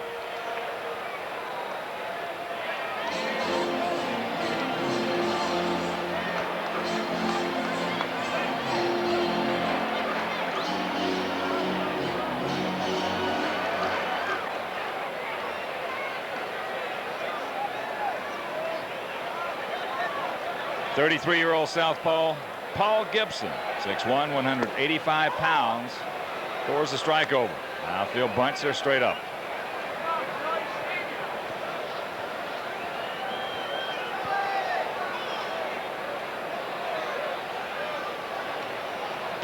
Breaking ball misses, and the count evens at 1.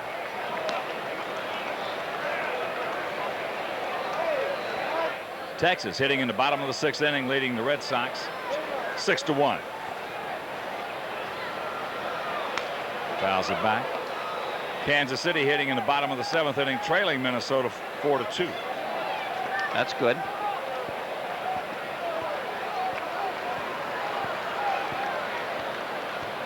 So as Hawk Lane gets in his road work, Paul Gibson tries to get Joey Cora out. Gotta get some runs here. Up high with a fastball. 2 balls, 2 strikes.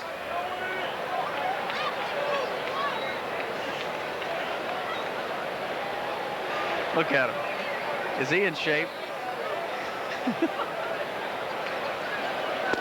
Got him on the inside corner. Good pitch by Gibson.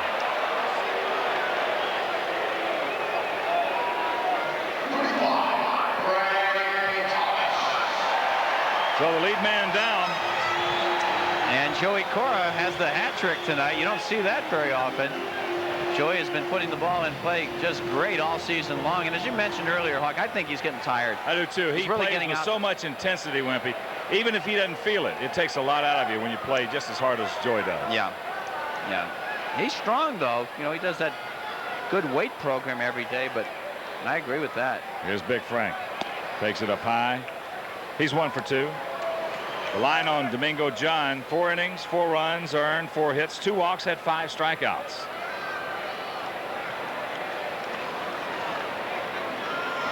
Change up off the end of the bat. Gallego up with it. And that's out number 2.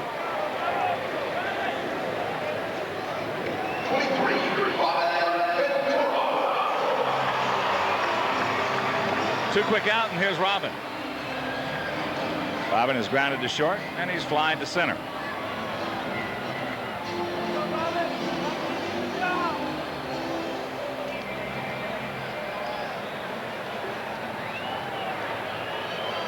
Six finals in the National League. The only game in action, Pittsburgh just getting underway at Los Angeles. Houston beat the Fighting Fish 3-2 down to Joe Robbie. Expos over the Cubs 7-3 up in Montreal. Cincinnati beats the Mets 4-1 at Shea Stadium. Phillies over the Rockies 8-5 at Veterans Stadium. Padres 2, Cardinals 1 at Jack Murphy, and then that big one this afternoon. Braves sweep the Giants as they win it 9-1.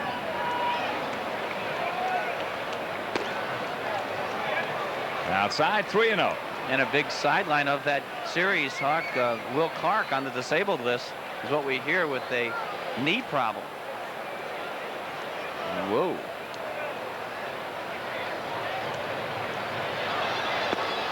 That's ball 4.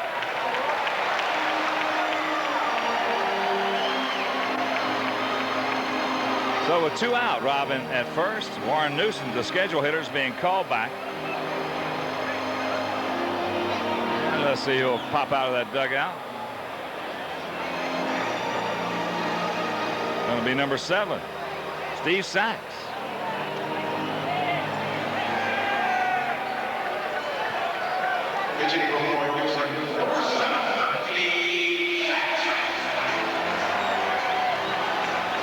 Newsom 0 for 1 tonight, but he did start off that 2-run second with a 1-out walk, and he scored.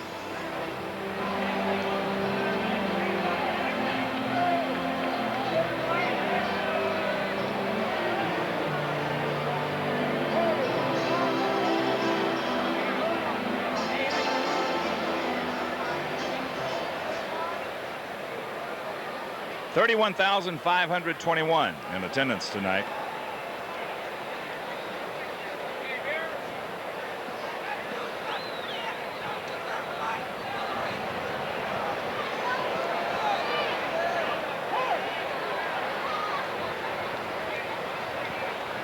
Rangers added another run. They lead Boston 7-1. Dean Palmer, boy, has he been hot. Ranked out as 27th. When he's hot, he's awfully good. A nice curveball from the left-hander Paul Gibson.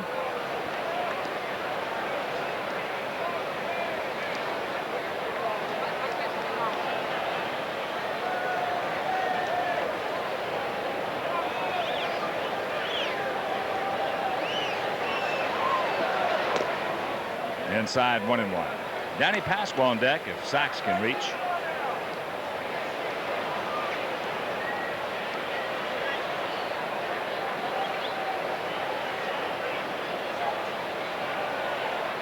Rubber match of this 3-game set.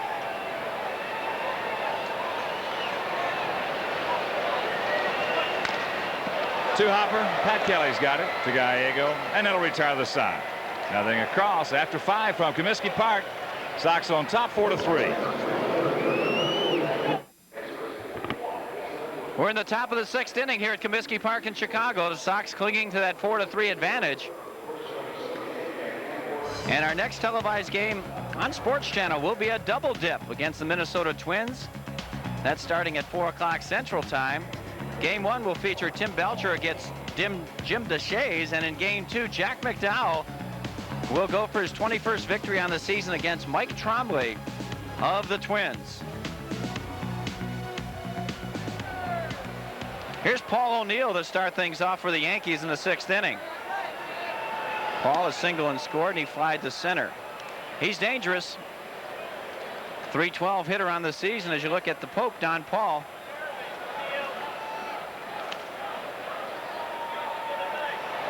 Oh, good curveball. O'Neill way out in front, couldn't pull the trigger. Sox are playing O'Neill deep in the pull in the outfield with a big gap in left center.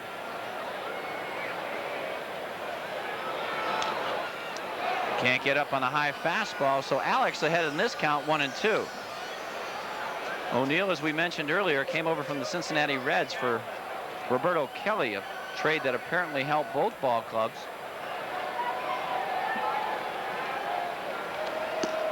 Fastball misses. Well, the Yankees historically, when they had those strong ball clubs in the past, have always had strong left-handed hitting. And that's the reason why you're much better off with a left-handed hitter than... There's a bullet in the right field. Boy, he smoked that one. Just a shot to right field. You're wondering, Alex has been hit hard in the last inning plus. And you're right, but you look at the Yankees record, they're 27-17 against left-handed starters and just 45-38 against right-handed starters. So yeah. Amazing. Yeah, it is, but historically they've always had that good left-handed hitting. Oh yeah. Go back to the days of Greg Nettles, Chris Chambliss, those guys, they could put them in the seats. Reggie. The Reggie-Roo, how could I forget? Mercer. Oh yeah.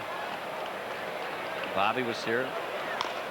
There's a, oh, just over Frank Thomas's head.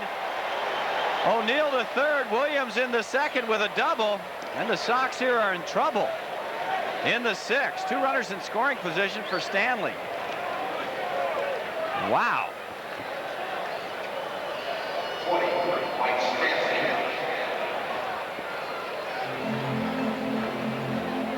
Not a whole bunch you can do right here. Well, he made a pretty good pitch on him. That slider came in on the hands, but Williams turned on it, and he got the big bounce over Frank Thomas's head. He was holding the runner on.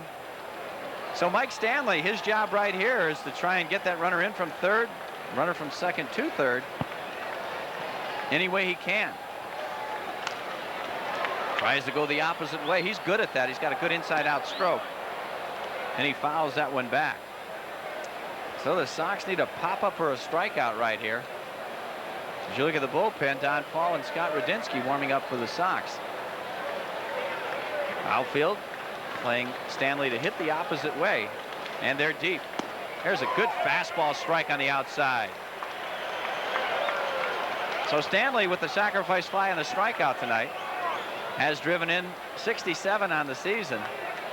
Alex got to spot that fastball extremely. He's a little short right now. Yeah. It looks like it. Yeah, they're getting the head out. Of course, that rain delay. That one misses outside. What was that, about an hour we had? Oh, 33 minutes, jeez. Seems like hours.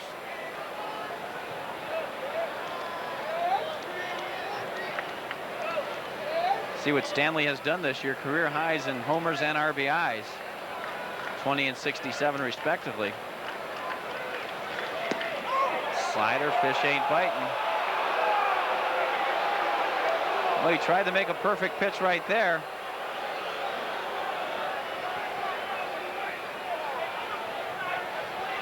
So the 2-2 offering coming up to Mike Stanley.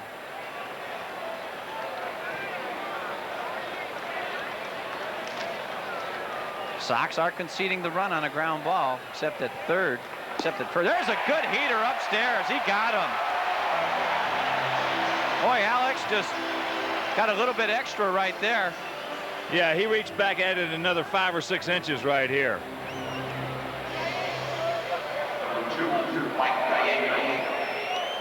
But that 1-2 slider didn't hurt either. No. Well, Stanley is a better low ball hitter than high, and he just couldn't get up on top of this fastball. So Fernandez dodges one bullet, and Mike Gallego will hit. Alex now with 5 punch-outs. Second time he's gotten Stanley. Gallego. There's a strike with the slider. Mike had a double his last time up. He got a high fastball that he turned on down the third baseline. So he's having a good offensive year at 291. When he's healthy, he's a good little player. Well, what a job he did for Oakland. Now he's doing the same thing that he's healthy. He's been on a disabled list a couple of times with the Yankees. Yeah. There's a fastball. He fouls that one off. He couldn't get to it. Yeah, Tony La Russa raved about him. He hated to see him go. Free agent last year, as you mentioned, he had a lot of problems. I think it was foot problems. Now apparently he's healthy, and he's taken that shortstop job over from Spike Owen.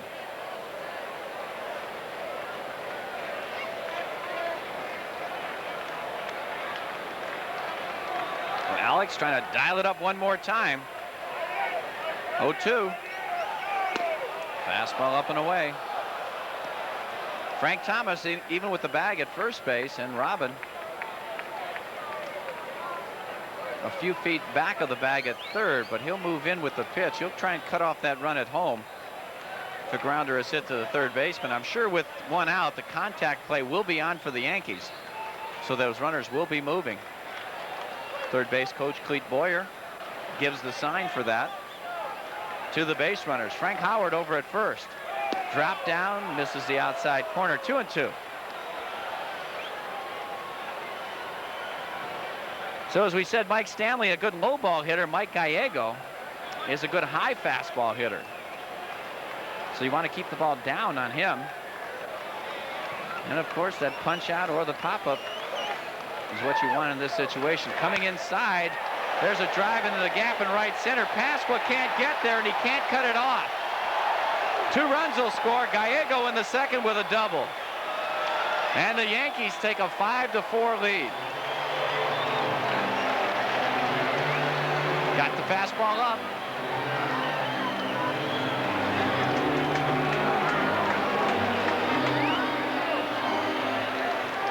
Veltai out over the plate. He just smokes it. Good stroke he put on this one. Man, his head was right there. Didn't try and do too much with it. So 2 runners score easily. Gallego now with 38 runs batted in on the season. That's his second double. Pat Kelly takes a breaking ball outside. Pat 0 for 2, a ground out and a strikeout. As you can see, the Yankees have doubled up the hit total on the Sox. 10-5. So Domingo John is off the hook. Good slider strike.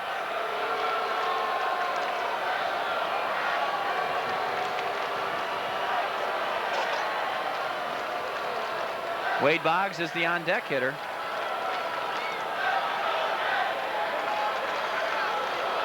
Back fastball to throw to third. He's got him.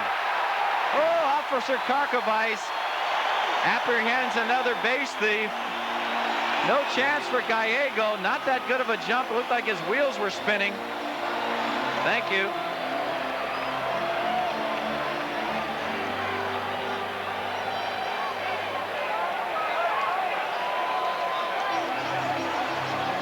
Take a couple more looks. Gotcha.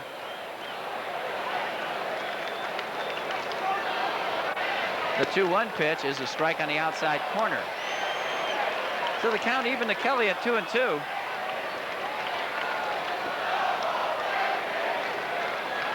Karkovice has thrown out 45%. Base stealers this year. There's a high fastball. He fouls it straight back. So the Yankees, as we mentioned earlier, lost a half a game on the Toronto Blue Jays. Jays won this afternoon against Cleveland. They outslugged them 10-7 at Skydome. Detroit beat Seattle once again. Slider got him. So Kelly strikes out to end the 6th inning, but the Yankees put 2 on the board and they lead it 5-4.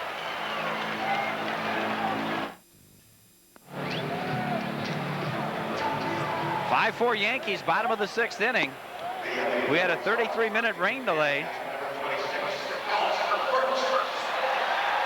And Alex Fernandez still on the mound for the White Sox. We have a pinch hitter for Danny Pasqua, Ellis Burks, who was hitting .283, 15 homers, 63 driven in, had the big hit last night, a 2-run double in the 7th inning.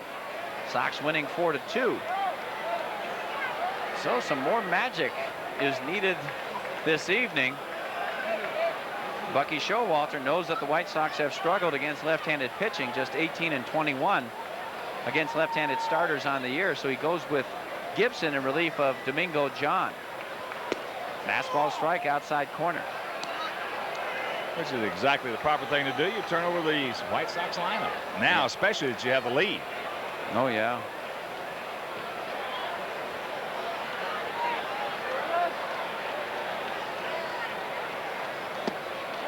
Little slider misses down low.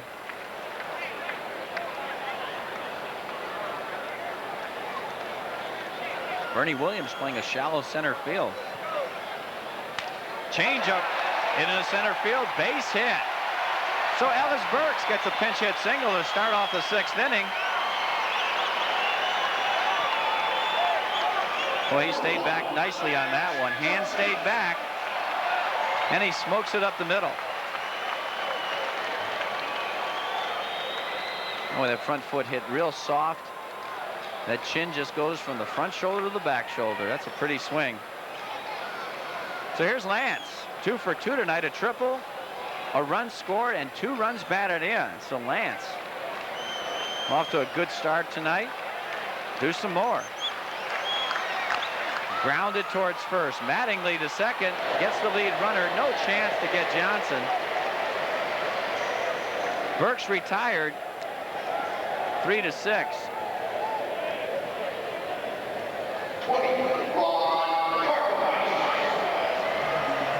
And coming up Friday, it's the Michael Jordan Ronald McDonald Children's Charity Celebrity Golf Classic. That's easy for me to say. That's live at 2 p.m. on Friday. Well, Huckaroo will already be in. We'll be at the ballpark, watching our comrades, looking at the leaderboard to see if I'm still on top. And if you believe that, don't worry about it, Will. I'm already tightening up. I saw that board today. Boy, that course is in great shape. 7 Bridges in Woodridge. Come on out. We'll have a ball. Follow us around. Get some tips. Well, follow us around anyway. Karkovice fouls this one off. 0-1.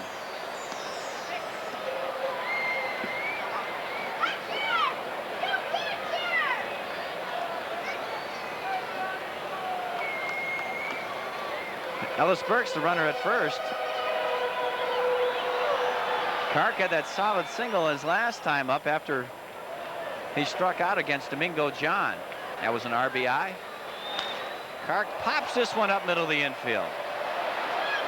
In shallow center, Pat Kelly will put it away, and there's 2 down. And activity for the Yankees is Rich Monteleone. Or as Bob Shepard would say, Rich Monteleone. Pitcher. Here's Ozzie Guillen. Ozzie 0 for 1 tonight, had a sacrifice fly in the 4th inning. That drove in the last White Sox run. Sox led at that point 4-2. Yankees have scored 3 unanswered runs since then. Gibson, lefty versus lefty. A little drop down action, fastball strike. Minnesota Twins and White Sox will go head to head on Saturday, August 28th at 6:05. Your local Chrysler Plymouth dealers will present a fireworks spectacular following the contest. For tickets, call Ticketmaster 312-831-1SOX. You don't want to miss it. Those are great. We love them.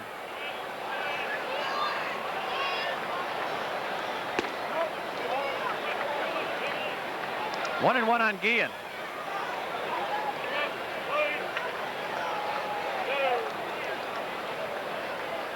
Ozzie hitting at 271. Lance Johnson, go. 31 stolen bases. As you can see, Don Mattingly really jockeys around those base runners. He'll lead off with the runner being in front of him, and sometimes he'll fake, especially with Lance Johnson. He'll really do some activity with him. See, he's way off the bag, unlike all the other American League, well, the other Major League first basemen. Another throw over. Lance gets back easily. That can be very effective against a speedster, because he doesn't know what you're going to do. All of a sudden now you got the guy thinking about you rather than the jump. Yeah, and you know, when Mattingly breaks back to first base, that automatically sends a message to that runner too that there goes Lance anyway, as Ozzie fouls it off. He had a good jump. Yeah, he had that one stolen. Yeah, but in the back of your mind as the base runner, you would think that your first instinct would be to go back to first, and with that the pitcher delivers home and you don't get a good enough jump to steal. That's how you did it, wasn't it, Wimpy? Yeah. I remember I was standing at first base one time. I couldn't have been more than a foot off the bag. Bruce Hurst picked me off twice. You talk about embarrassing trying to run across the field after that happens to you. You know, I was chatting with the guy, asking him how first baseman, how his family was and stuff. But by the way, I'm hitting 227 now with that hit. Bye.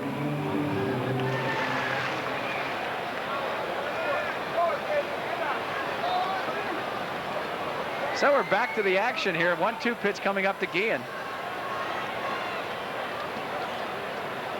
Little soft toss over there.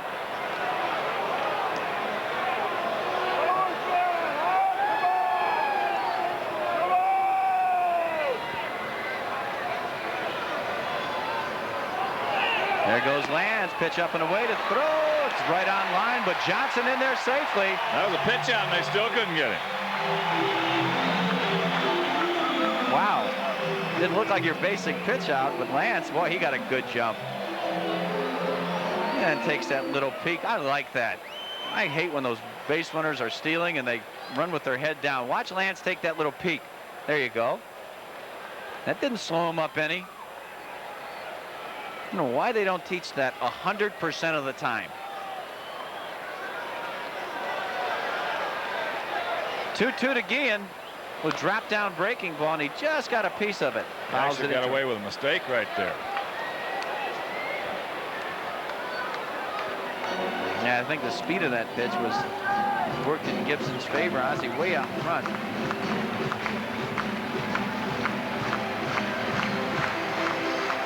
Watch him how he drops down and leaves it up and over the inside part of the plate. Well, Wimpy, you're right. It was the speed had him out in front too far.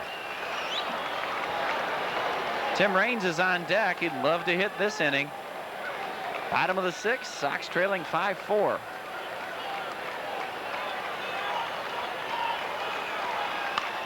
There's a ground ball, base hit in the left field. Lance Johnson's being held up as Deion James got the ball very quickly, and even Lance is not going to score on that one. No, he was a dead duck. Boy, did he get there quickly. Of course, he's playing very shallow and towards the line. He's playing almost a Roman shortstop in softball. Boy, Lance is a dead duck right here. Nice job of hitting by Ozzie. That do or die action right there, fielding it from the side. Deion James.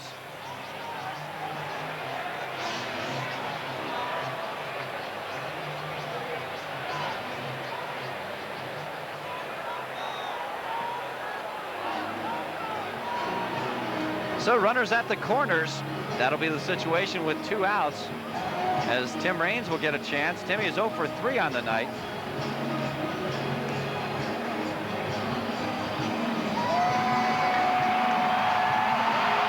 And the White Sox fans starting to really whoop it up. Sox now with 7 hits. Right-handed Tim Raines has got that batting average up to .304.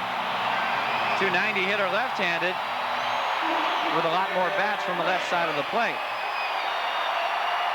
So on Friday, August 27th, the White Sox begin a 5-game series with Kirby Puckett and the Twins. First 20,000 fans on hand will receive a 1993 White Sox team poster courtesy of the Chicago Tribune. Special start time is 4:05 because it's a doubleheader. Call Ticketmaster at 312-831-1SOX to get your tickets. Twin Bill. Ah, yes, both of them right here on Sports Channel. We love it. There's a good changeup by Gibson. 1 strike.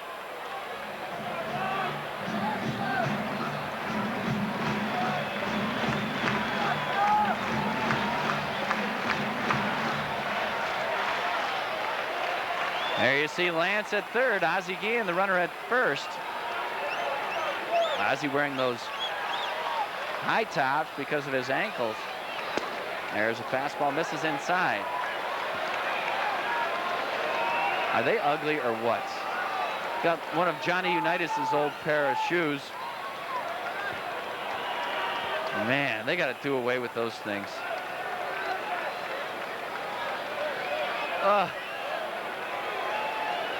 You can't look good in your uniform. Rock, yes, it hits the bag. Base hit for Raines. Johnson scores, and we've got a tie ball game.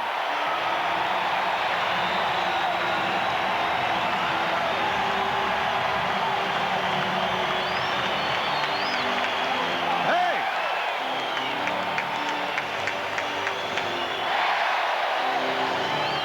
Rock turns on and look at the bag. Boing. No chance right there for Boggs.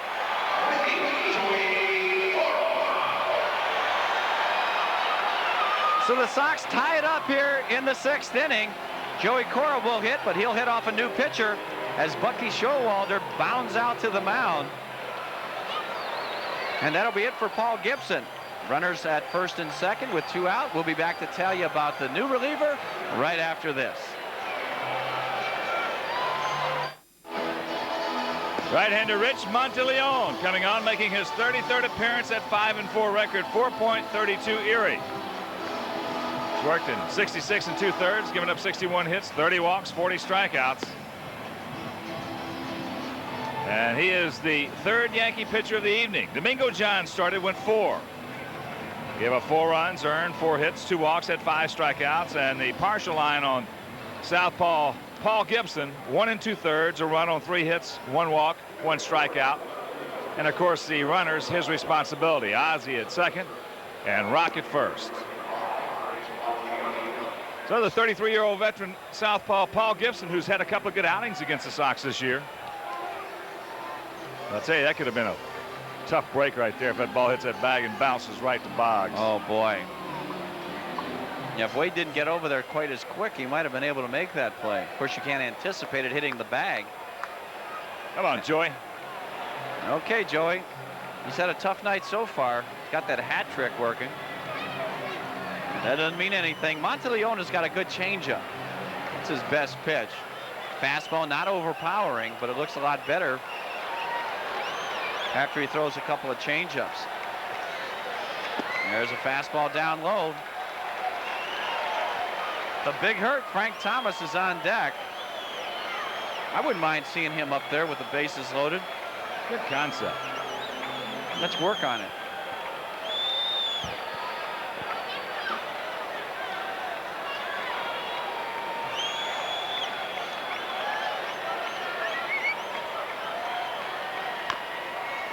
There's a little ground ball foul.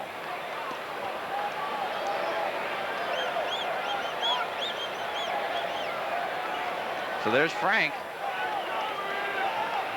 5-10-0 for the Yankees, 5-8-0 for the good guys in black.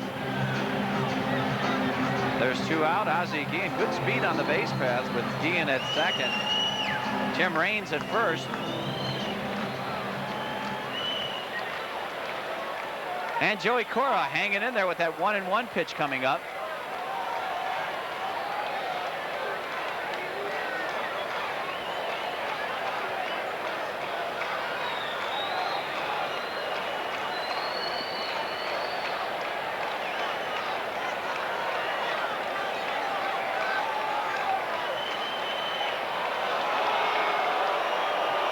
Monteleone steps out the rubber, and everybody in the ballpark yells balk.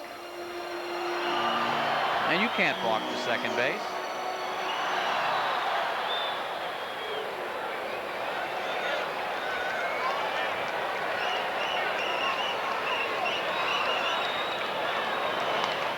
Fastball fouled back. So Cora's going to have to battle right here at 0-2.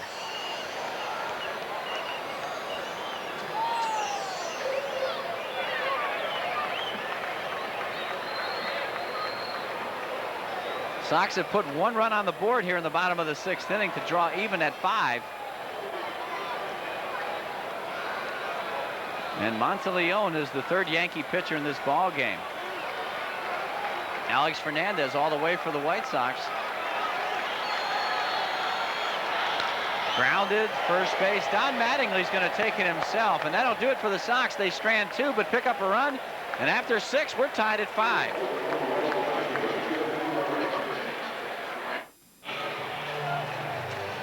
Time now for our game summary, brought to you by the Greater Chicagoland Dodge dealers.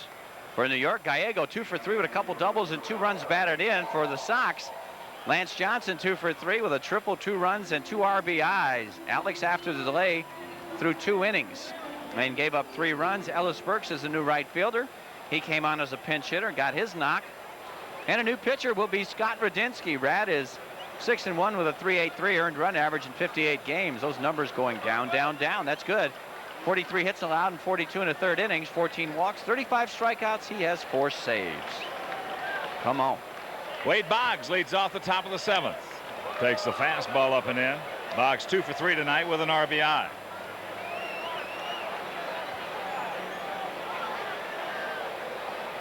Outfield way around to the left. That fastball up and in, and the count 2-0. You see the way the Sox defend a 35-year-old veteran. Top of the 9th inning at Kauffman Stadium, Minnesota hitting and leading Kansas City 4-2 as the count goes to 3-0.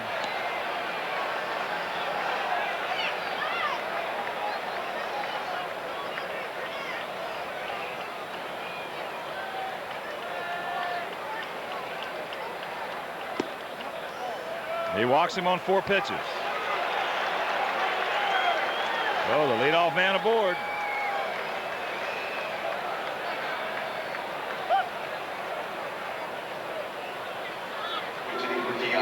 And that'll bring up Randy Velarde. He will hit for Deion James. Deion was 1 for 3 tonight.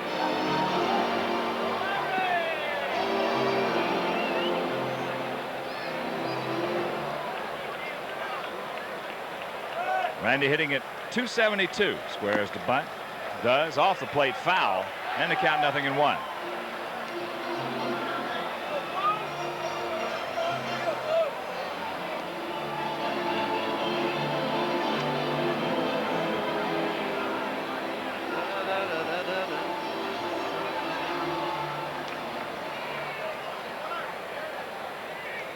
Velarde last night 2 for 3 in that ball game. Picked up his 5th homer of the year. Pops this one up. That makes the catch. And there's one out. And we take that one. That high fastball, tough to bunt. Take a look. Randy Velarde squares around good enough, but he kind of just jabs at the ball. And the bat went forward instead of trying to give it. Catch it with the end of the bat. This way Maury Wills used to teach it. He was a very good bunting instructor. You done? Yeah, go ahead. Here's Don Mattingly. He's drawn the collar tonight. He struck out in the first, fly to left in the third. And he hit into a fielder's choice in the 5th. Pops this one up into left field. Tim Raines is there, and that's out number 2.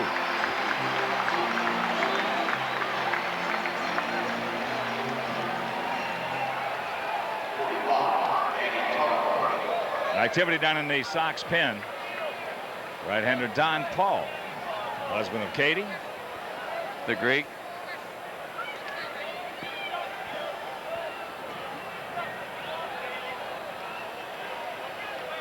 Here's Danny Tartable. Danny 1 for 3, a homer. Danny is 2 for 9 in this series, and both of them were long ones. 5-8-0 for the Sox, 5-10-0 for the Yankees. Good fastball on the count, 0-2.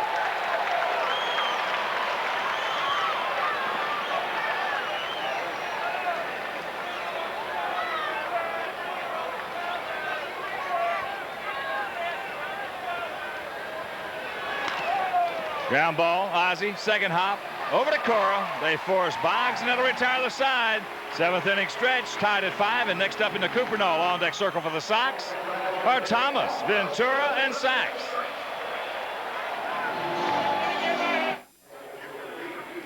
Sox have in the 7th inning, tied at 5, and a defensive change for the Yankees. Moving into left field in place of Deion James is Randy Velarde. So the Yankees with an outfield of Velarde in left, Bernie Williams in center, Paul O'Neill in right. Around the horn, Mattingly at first, Pat Kelly at second, Gallego the shortstop, Boggs at third, and the battery of Stanley and Monteleone. Let's go. Let's go, boys. Let's get some runs. Big Frank to lead it off. He's 1 for 3, had a 3rd inning single.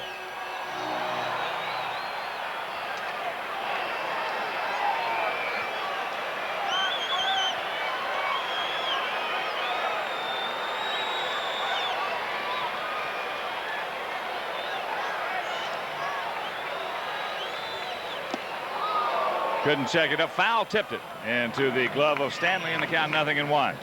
Boy, Frank's got the eyes got real big right there as he saw that hanger coming up, but it was way out of the strike zone. A little bit lower, and Frank might have hit that one 9 miles. Just a spiral.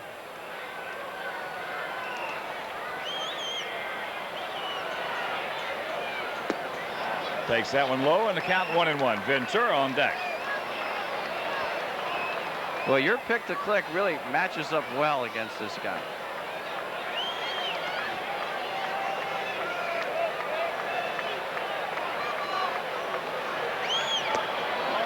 Two and one the count.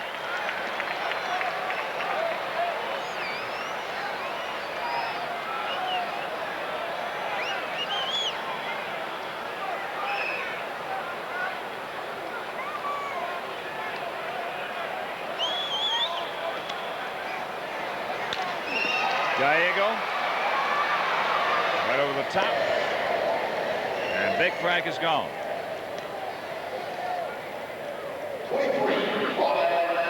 And following the game, the Sports Channel report. The rubber game wrap-up will have post-game reaction from the Sox locker room about the game and the series with the Yankees. Tail host foes will take a look at the contenders in the American League West, including the Royals' battle with the Twins. A brave effort. We'll see if the Atlanta Braves can chop another game off the Giants' lead in the NL West. That's all on the Sports Channel report following the game. Here's Robin. Looks at it down low. Robin grounded to short, fly to center, and he's walked.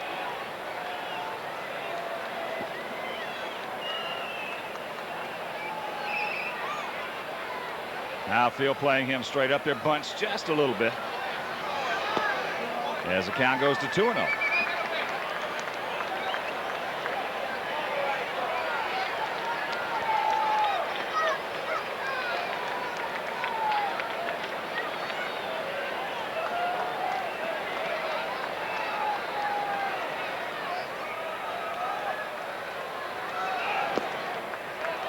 Everything in the big leagues is over with the exception of 2 other games.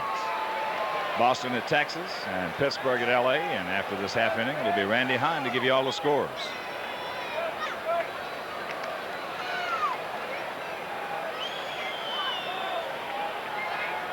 The 3-0. Robin.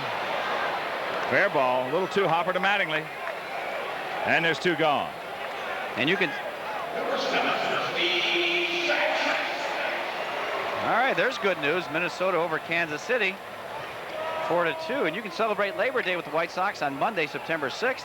Sox take on Boston at 6:05, and following the game, Eveready and True Value will present a special Labor Day fireworks display.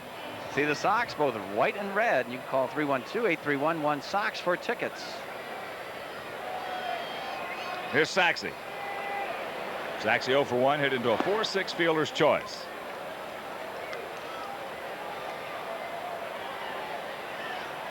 He joined us late. He hit for Warren Newsom back in the 5th inning. Newsom was 0 for 1, but he had a big walk and a run scored back in the 2nd.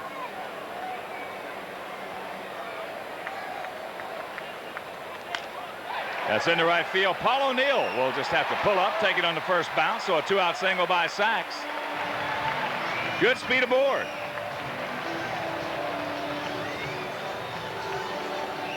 And activity for the Sox. Kirk McCaskill is loosening up.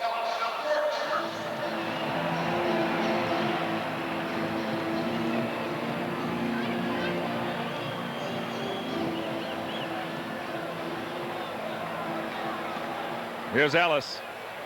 Pinch hit for Pasqua last inning. Let it off with a base hit.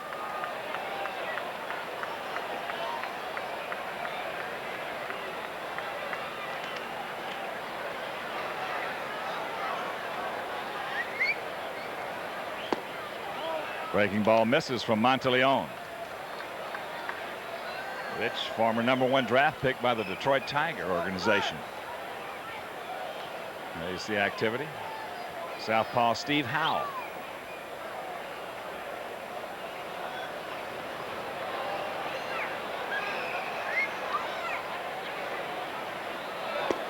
It's 2-0. Ellis in good shape.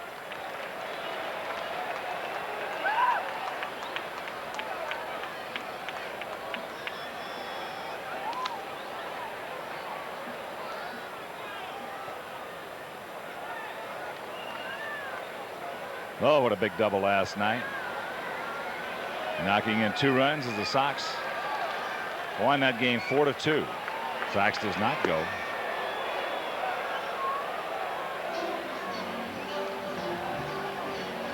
Two and 1 to count.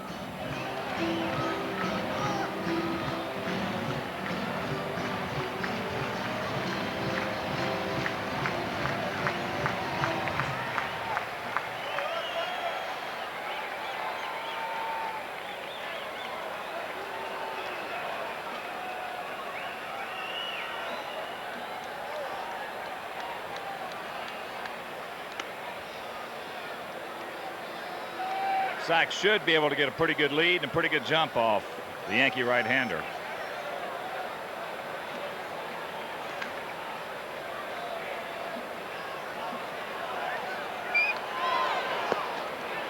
Ooh, been a good pitch to go on. He did not, and the count 3-1.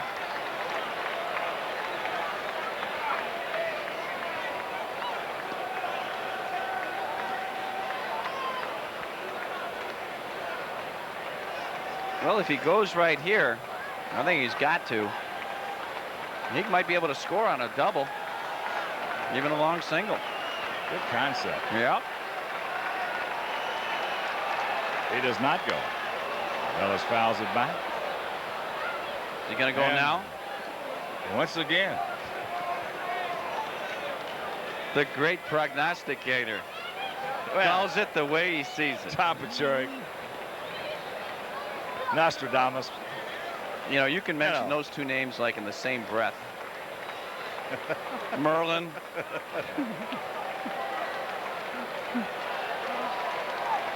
I'm with you. He should have been going.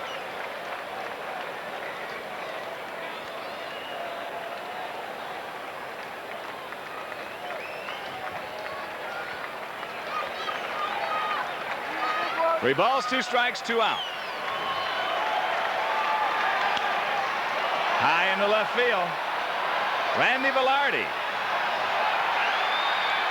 makes the catch, and the side is retired. Nothing across. They'll go to the 8th. Tied at 5. Randy Hahn back live in our Sports Channel studios. Time to check the Chrysler scoreboard in the American League. Kansas City has lost, so they temporarily fall 4.5 back. 4-2 the final for the Twins. But Texas is a winner, 10-2 over the Red Sox. They could move into second place tonight. We'll see. California a winner, as is Milwaukee over Oakland. In the National League, Montreal beat the Cubs tonight 7-3. Mike Morgan takes the loss. His record falls to 8-12. Houston also a final over Florida. Now back to Ken Harrelson and that great prognosticator, Gene Dixon. That's right, Randy. As we mentioned, you know, Tom Paciorek, Michelle de Nostradamus, all in the same. Yeah. Right here, it's a 5-5 tie. Thinking about getting my own astrology column in a newspaper. Just predict what's going to happen to everybody in the world. Paul O'Neill will lead it off. He'll be followed by Bernie Williams and Mike Stanley.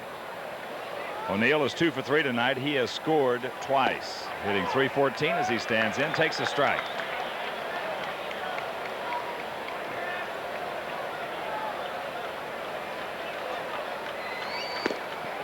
He takes another one. He's not real comfortable up there. No.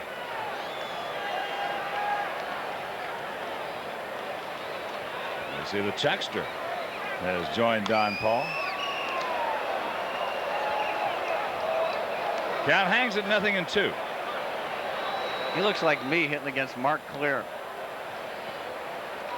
Well, there's a name out of the past. One of the great curveballs in all of baseball. Yeah. I'm Mark surprised Clear. anybody ever got a hit off him. Breaking ball misses. So the count 1-2. Boy, he had a yacker. Oh, boy. Threw it from his hip, too. Never saw it.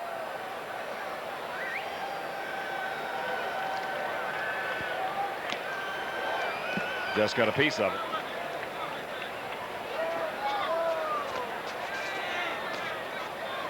Yeah, at times he had as good a curveball as anybody ever. Yeah. He's had some arm problems. He was tough for the Angels, Boston, finished up with Milwaukee, I believe. Fastball up and in. 2 balls, 2 strikes to the Yankee leadoff hitter here in the top of the 8th inning.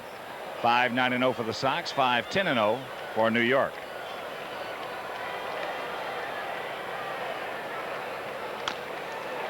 Could be trouble.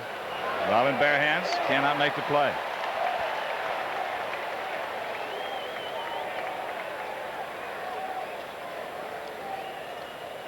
Well, it's not pretty, but it does the job right there as Robin tries the barehand. It's do or die.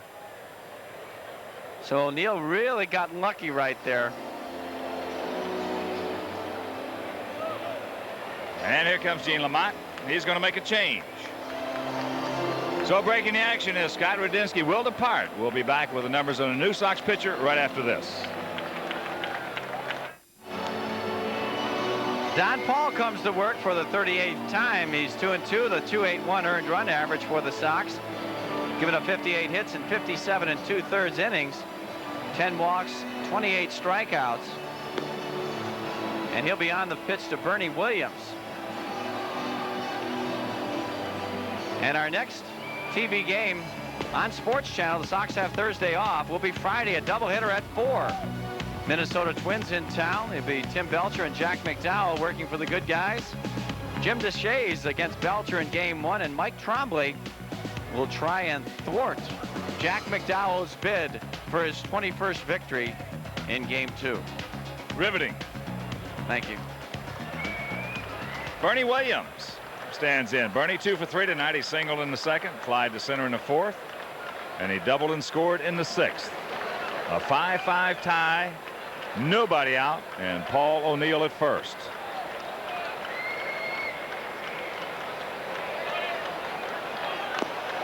But a good one. Paul throws it away. Oh, a big play right there.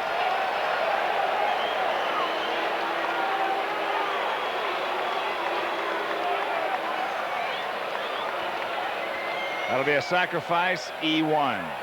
Yeah, good bunt off of home plate. See, Don Paul had trouble picking it up, and he rushes his throw, and that's something he really didn't have to do. Didn't have real good possession. Watch right here how he rushes it. In the dirt, Frank Thomas can't come up with it. So a great scoring opportunity for the Yankees now in the 8th inning. Mike Stanley, who has a sacrifice fly on the night and a couple of strikeouts.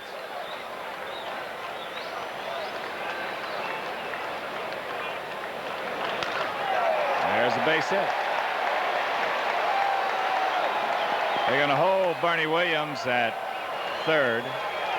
And it's a 6-5 Yankee lead.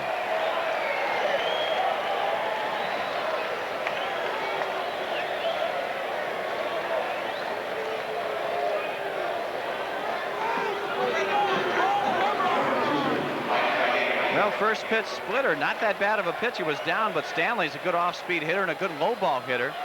Hits it hard up the middle for his 68th RBI of the season. Now Clete Boyer calls Mike Gallego aside. There you see it, 6-12-0 for the Bronx Bombers. The White Sox with 5 runs, 9 hits, and 1 big error here in the 8th inning. And it all started that little swinging bunt down the third base line. Oh boy. And then the big error by Don Paul.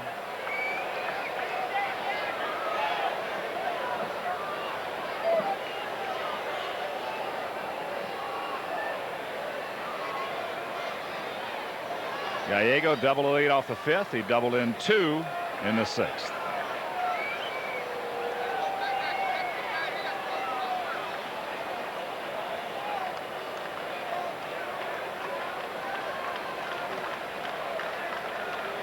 Sox with the infield in. There's a splitter strike.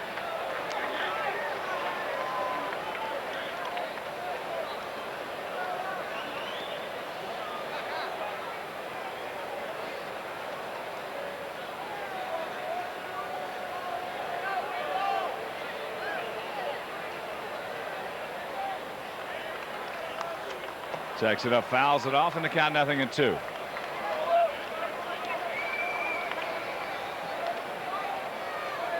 Six 12-0 for New York, 5-9-1 for the Sox.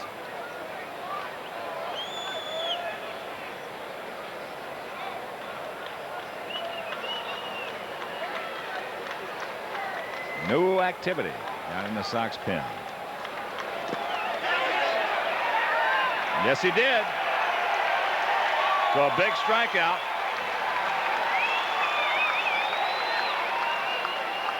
And there's one gone.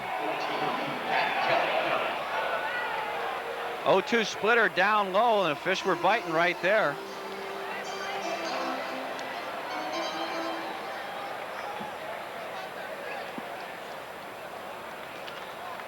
Here's Pat Kelly. He's 0 for 3 with a couple of punch outs.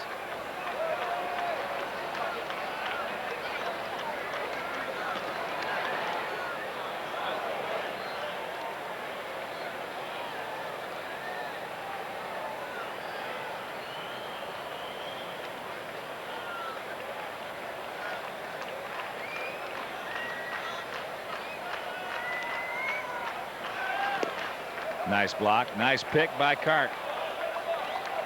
Bernie Williams, good speed at third. Mike Stanley, not so good speed at first. That's all right. Why doesn't Bernie Williams steal more bases? A lot Great of guys speed. have good speed that don't steal bases. Some guys just don't have that knack.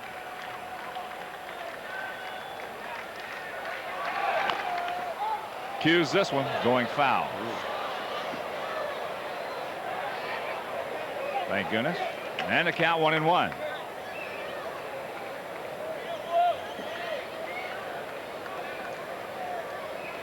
We talked about it a lot of times before, Wimpy. Guy that used to amaze everybody. Had good speed, could not steal a base. Chet Lemon. Yeah. Ralph Garr, too.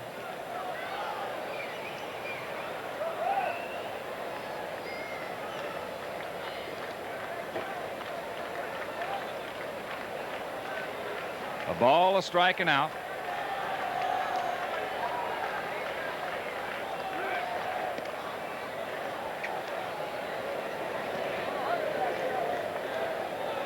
We mentioned Mike Stanley does not have any speed at first.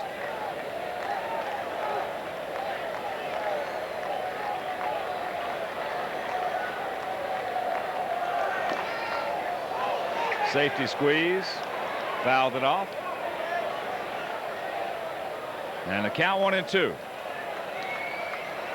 I don't know. Clete Boyer's looking at Bernie Williams like that was a suicide squeeze. That's exactly what it looks like he's talking to him about. He got that head cocked to the side. Bernie Williams did not get the sign. And here's a big pitch. Ouch. Boy, Pat Kelly in game 1 took one off that shin. I mean, a Jim Dandy. And he goes down again. See where he gets this one. Boy, it looks like it missed the shin guard.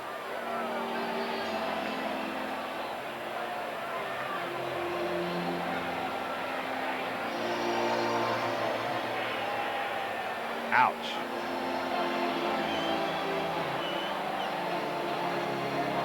Yeah, it looks like it may have gone just above that shin guard. Remember Woody Fryman? Yep. We had a good slider, the old tobacco farmer from Kentucky. He did that to me, ran that slider in on me, down and in. I smoked one off my shin. And he was laughing out there. The next pitch, he threw the exact same pitch, and I hit it right off the top in the same spot. 2 pitches in a row. That's not too smart, No. Wimpy. And he really laughed.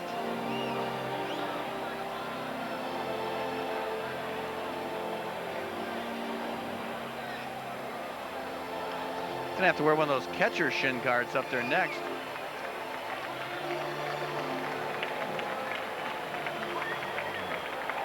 I get one of those hockey goalie shin pads. Yeah.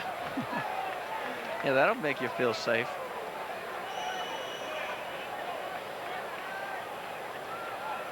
Get right back in there again, Don. 1-2 the count. Short lead by Stanley. And once again, Kark with a nice pick. 2-2. Wade Boggs on deck.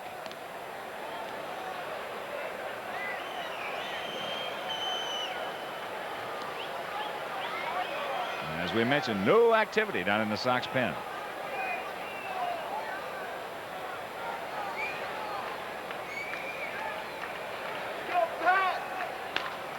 Out in front, hooks that one hard, long, and foul. Thank you. Right size, wrong shape.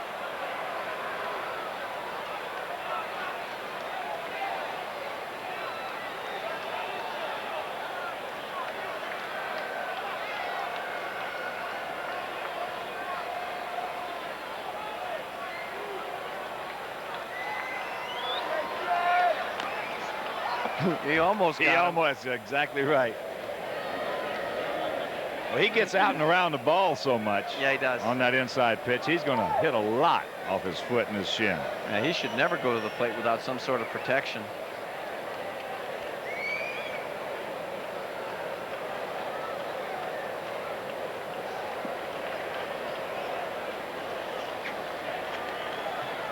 The 2-2. He shanks this one. Hey, don't say that word in front of me. Look just like one of your little sand wedges. Oh.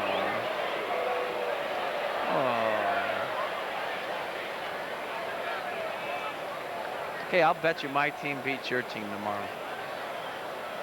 You got it. For the usual? The Try and collect? Usual no pay. Once again, the 2-2. Oh. Chops that one foul. That could have been a whole bunch of trouble right there. I'll tell you, Pat Kelly's a gamer. He's just battling Don Paul right now. He is. Frank Howard just loves this guy. Loves his tenacity, competitiveness. There's big Hondo. Frank also thinks this young man's going to hit 300. Wow.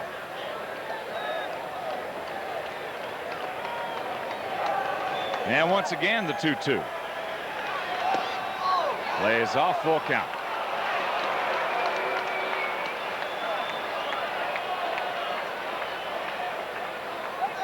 So we'll see what Bucky Showalter wants to do as Wade Boggs, the on-deck hitter. No speed at first.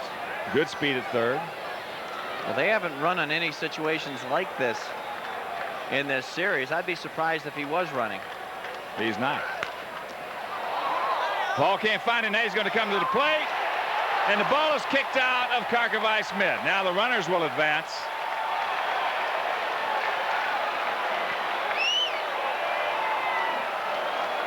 And the Yankees lead it 7-5.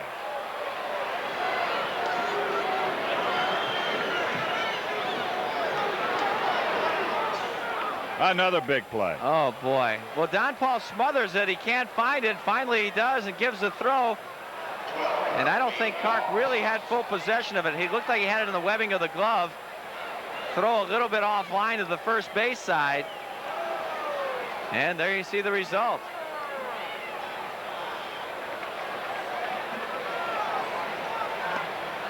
They're going to put Boggs on.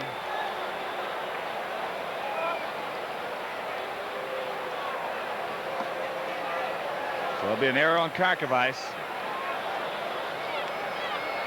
And an ugly inning here in the top of the 8th for the Sox. And as you mentioned, it all started off on that real ugly little number down the third baseline by Paul O'Neill. But it did the job. It started off even uglier things to happen here in the 8th. So now Randy Velarde's got a chance to really do some damage here with the bases loaded and 1 out.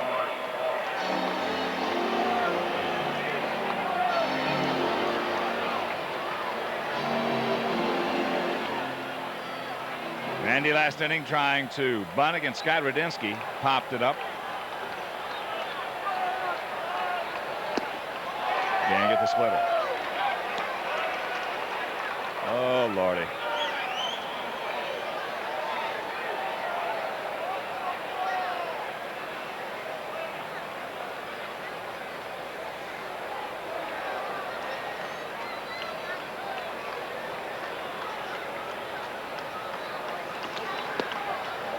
Takes the ball. 1-1 to count.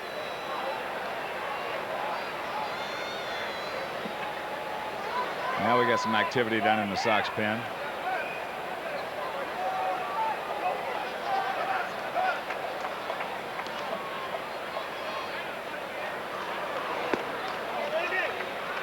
It's 2-1. The Chuckster, southpaw Chuck Carey.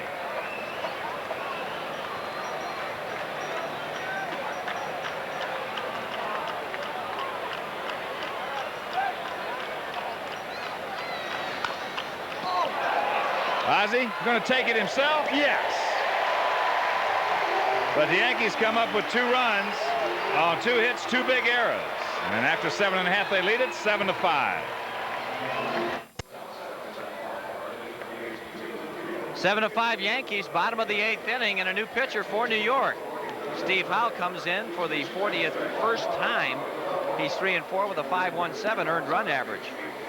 Steve has 4 saves, given up a lot of hits, 47 and 38 in the third, just 8 walks and 10 strikeouts.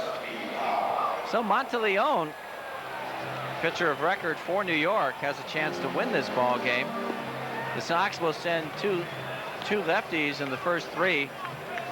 in the bottom of the 8th. It'll be Lance Johnson, Ron Karkovice, and Ozzie Guillen to face Steve Howe.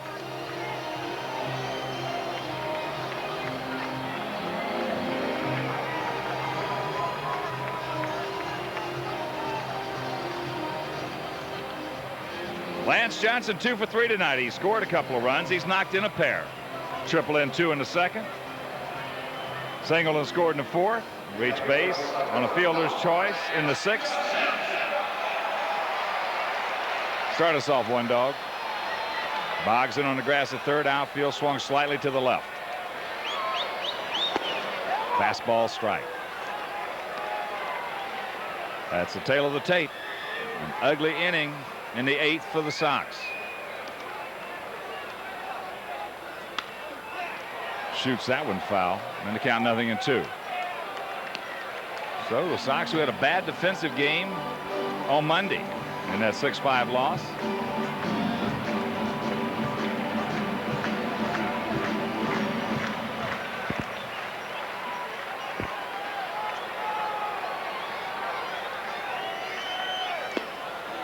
One and two.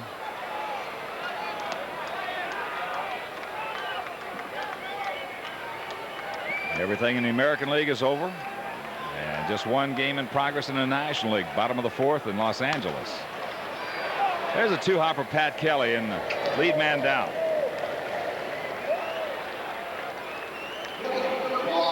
You just joined us. We'll go over the scores for you. Blue Jays beat the Indians 10-7 at Skydome. Tigers over the Mariners 7-4 in Detroit. California beat Baltimore 2-1 at Camden Yards. Milwaukee 12, Oakland 2 at County Stadium. And a big game at Kauffman Stadium, Minnesota. Scott Erickson beat the Royals 4-2. Texas hammered the Red Sox 10-2 in Arlington. Here's Kark. He's 1 for 3. Takes the fastball way outside. Over in the National League, Padres over the Cardinals 2-1. It was the Phillies 8, Rockies 5 at Veterans Stadium. Cincinnati beat the Mets 4-1 at Shea. Montreal 7, Cubs 3 up at the Big O. Pitch popped up right side. Mattingly giving chase over by the tarp, has room, makes the catch, and that's out number 2. Astros beat the Fighting Fish 3-2 down in Miami, and in a big one at Candlestick, Atlanta over the Giants 9-1.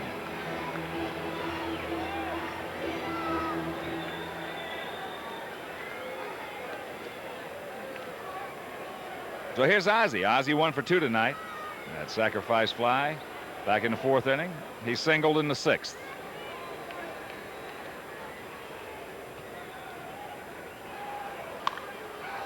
Shoots that one foul.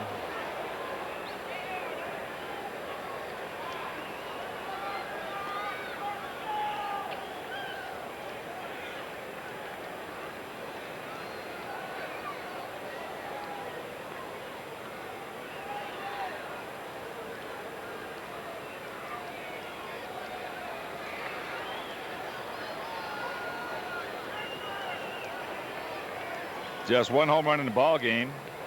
That coming off the bat of Danny Tartabull, leading off the 4th inning. Hit it over the center field fence for his 26th of the year.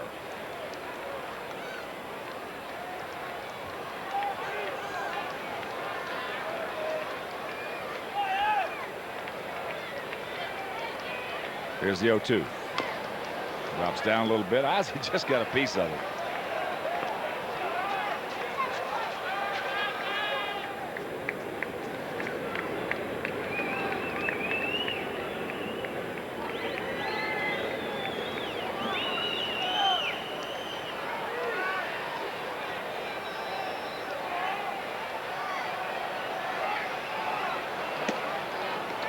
Way outside, 1-2. 7-5 Yankees here in the bottom of the 8th.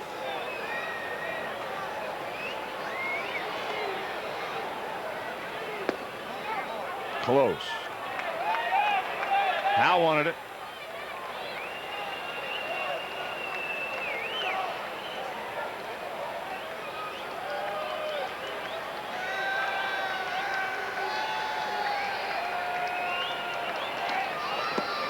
He gets him. So 1-2-3 inning for Steve Howe. Nothing across. They'll go to the ninth, trailing New York by 2. Sports Channel's coverage of Chicago White Sox baseball is brought to you in part by Budweiser, the king of beers, who reminds you friends know when to say when. By your local Sherwin-Williams paint stores. The pros know, ask Sherwin-Williams, a participating sponsor of Major League Baseball. By your local Chrysler Plymouth dealer, where you get real advantages for the real world. And by RCA, the people who introduced television now proudly present RCA Home Theater TV. And there you see it, 7-12-0 for the Yankees. 5 runs, 9 hits, and 2 big errors for the White Sox. As we head to the top of the 9th inning, Chuck Carey comes on in relief of Don Paul. Chuck appearing in his 9th ball game, 1-0 with a 4.50 earned run average. Well, he's done a nice job since he came back from the disabled list, giving up 9 hits and 10 innings on the year, 7 walks, 5 strikeouts. But he has yet to be scored upon since his return from the DL. And he'll be facing Don Mattingly, Danny Tartable, and Paul O'Neill, the first 3 Yankee hitters here in the top of the 9th.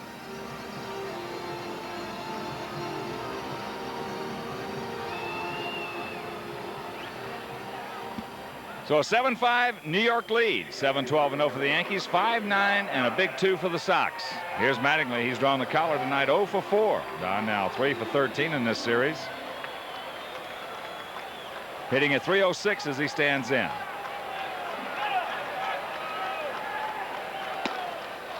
Takes a fastball upstairs.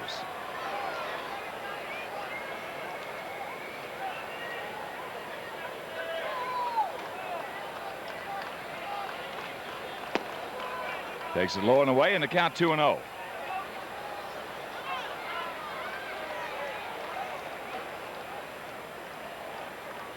In that Minnesota-Kansas City game, Twins winning 4-2. Erickson the winner, Gordon the loser, and Willis is forced save.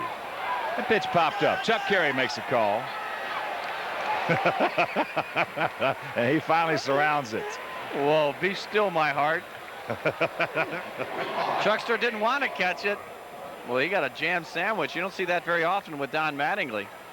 First out gone in the 9th inning.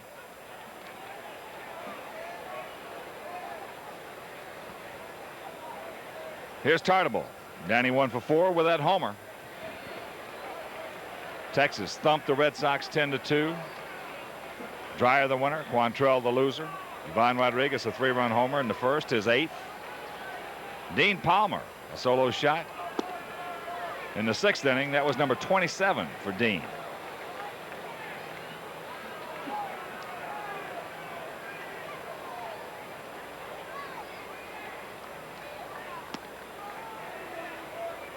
(1-1) the count to Tartable. California beat Baltimore 2-1. Langston the winner, 13-6. Musina takes a loss, 12-5, and Mike Butcher picked up his 2nd save.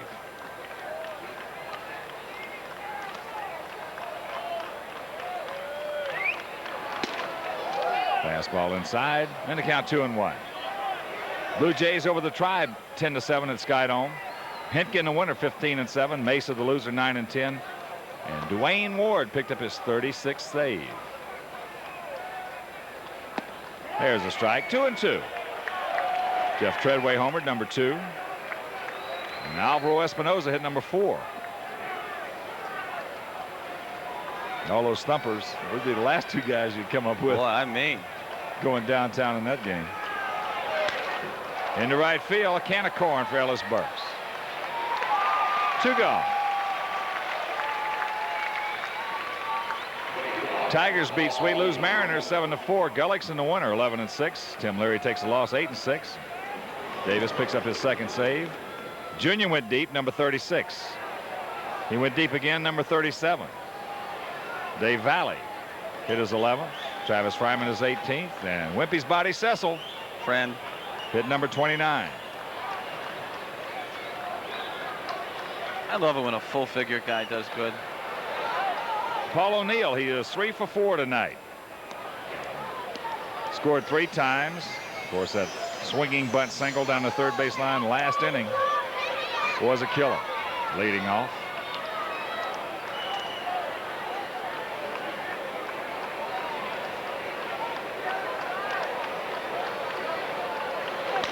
Chopper, Joey Cora, 2-hopper, and a 1-2-3 inning for the Chuckster.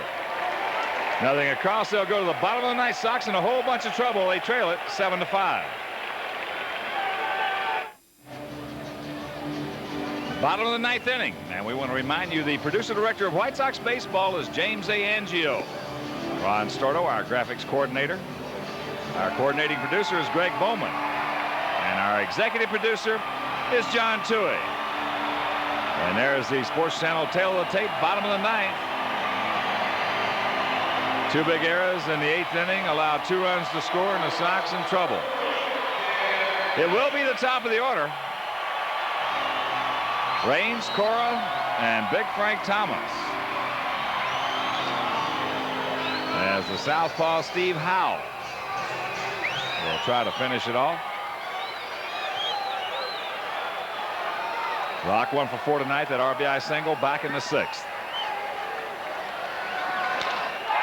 There's a shot base hit into center field as Bernie Williams has to pull up. So the Sox get it started right here in the bottom of the ninth.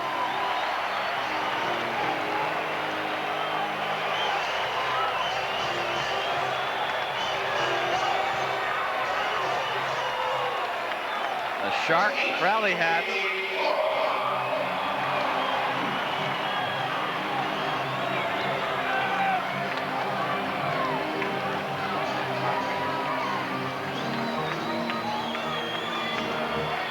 Here's Joey. He's had a tough series. He is 0 for 14. Tries to bunt it, fouls it off. Well, you got to think that Steve Fire's warming up in that bullpen, and he'll be on the pitch to Big Frank. Howe will never see him. No.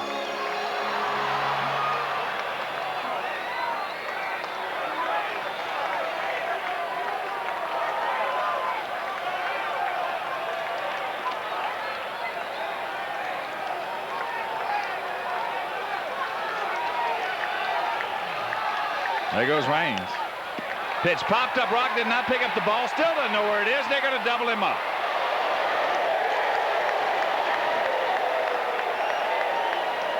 Well, that's just what happens when you run with your head down. See it happen all the time.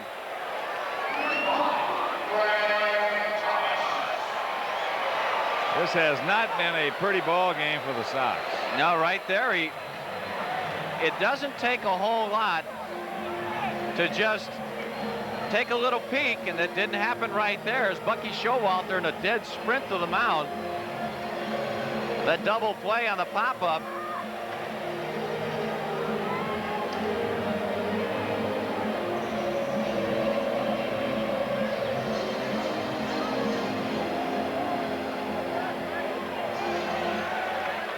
So it'll be the right-hander Bob Wickman coming in. Strange move. As Steve Howe goes an inning and 2/3, so breaking the action, and we'll be back with Wickman's numbers right after this little interlude.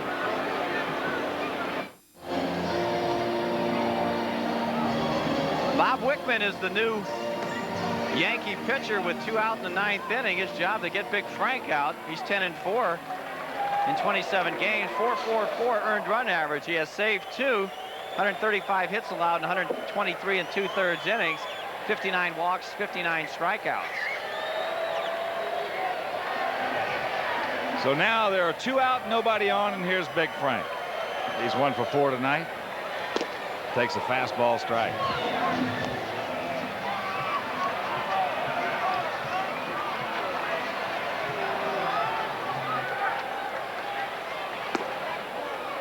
One and 1 to count.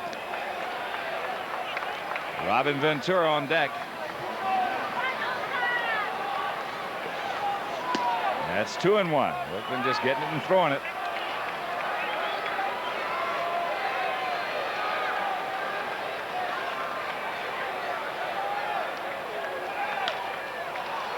Out to play right side, 2 and 2, and our Budweiser player of the game tonight is Lance Johnson. Lance going 2 for 4. Knocking in 2, scoring 2, our Budweiser player of the game.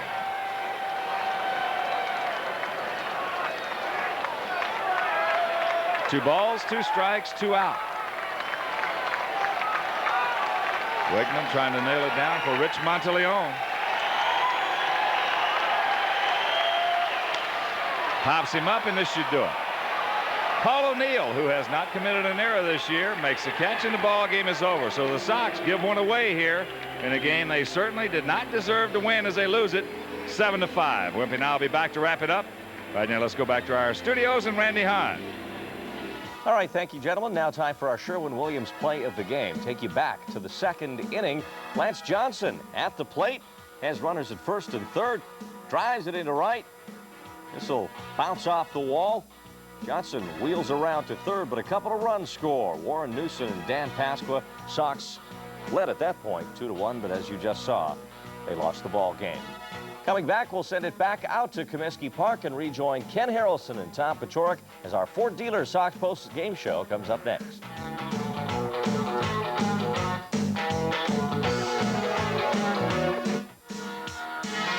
The Sox 93 postgame show is brought to you by your local Ford dealer. Quality people, quality products. Welcome back live to our Sports Channel studios. I'm Randy Hahn. This is the Ford Dealer Sox post-game show. Well, the White Sox will have tomorrow off, maybe to contemplate how they may have done things a little differently tonight against the New York Yankees. They lose the rubber game by the final score of 7-5. Let's send it back to the south side. Ken Harrelson and Tom Paciorek. All right, Randy Hahn, thank you. And the totals on the board for the finale in the rubber match of this 3-game set. For the Yankees, 7 runs, 12 hits, no errors. They stranded 7. For the Sox, 5 runs, 10 hits, 2 errors. They also left 7. Rich Monteleone gets a win. He is 6-4. Radinsky takes a loss, 6-2, and credit Bob Wickman with his 3rd save of the season.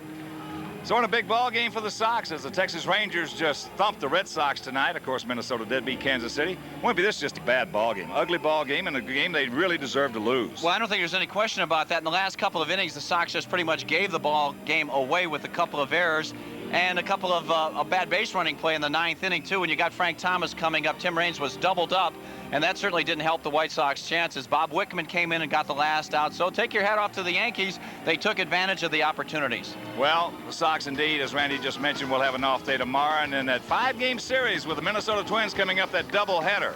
That'll be on Friday night. It'll be Belcher and McDowell on the hill for the Sox. Final score here from Comiskey Park, New York 7, White Sox 5. So for Tom Paciorek, my partner, and our producer-director, Jim Angio, this is Ken Harrelson. So long, everybody. The preceding has been an exclusive presentation of Sports Channel. Right now, let's go back to our studios, and it has been a pleasure, a real pleasure, working with a pro like Randy Hahn. Likewise, gentlemen. All right, so the White Sox lose it tonight by the final score of 7-5. We'll recap all the baseball scores and a full edition of the Sports Channel report with Mike Goldberg and me still to come. Don't go away.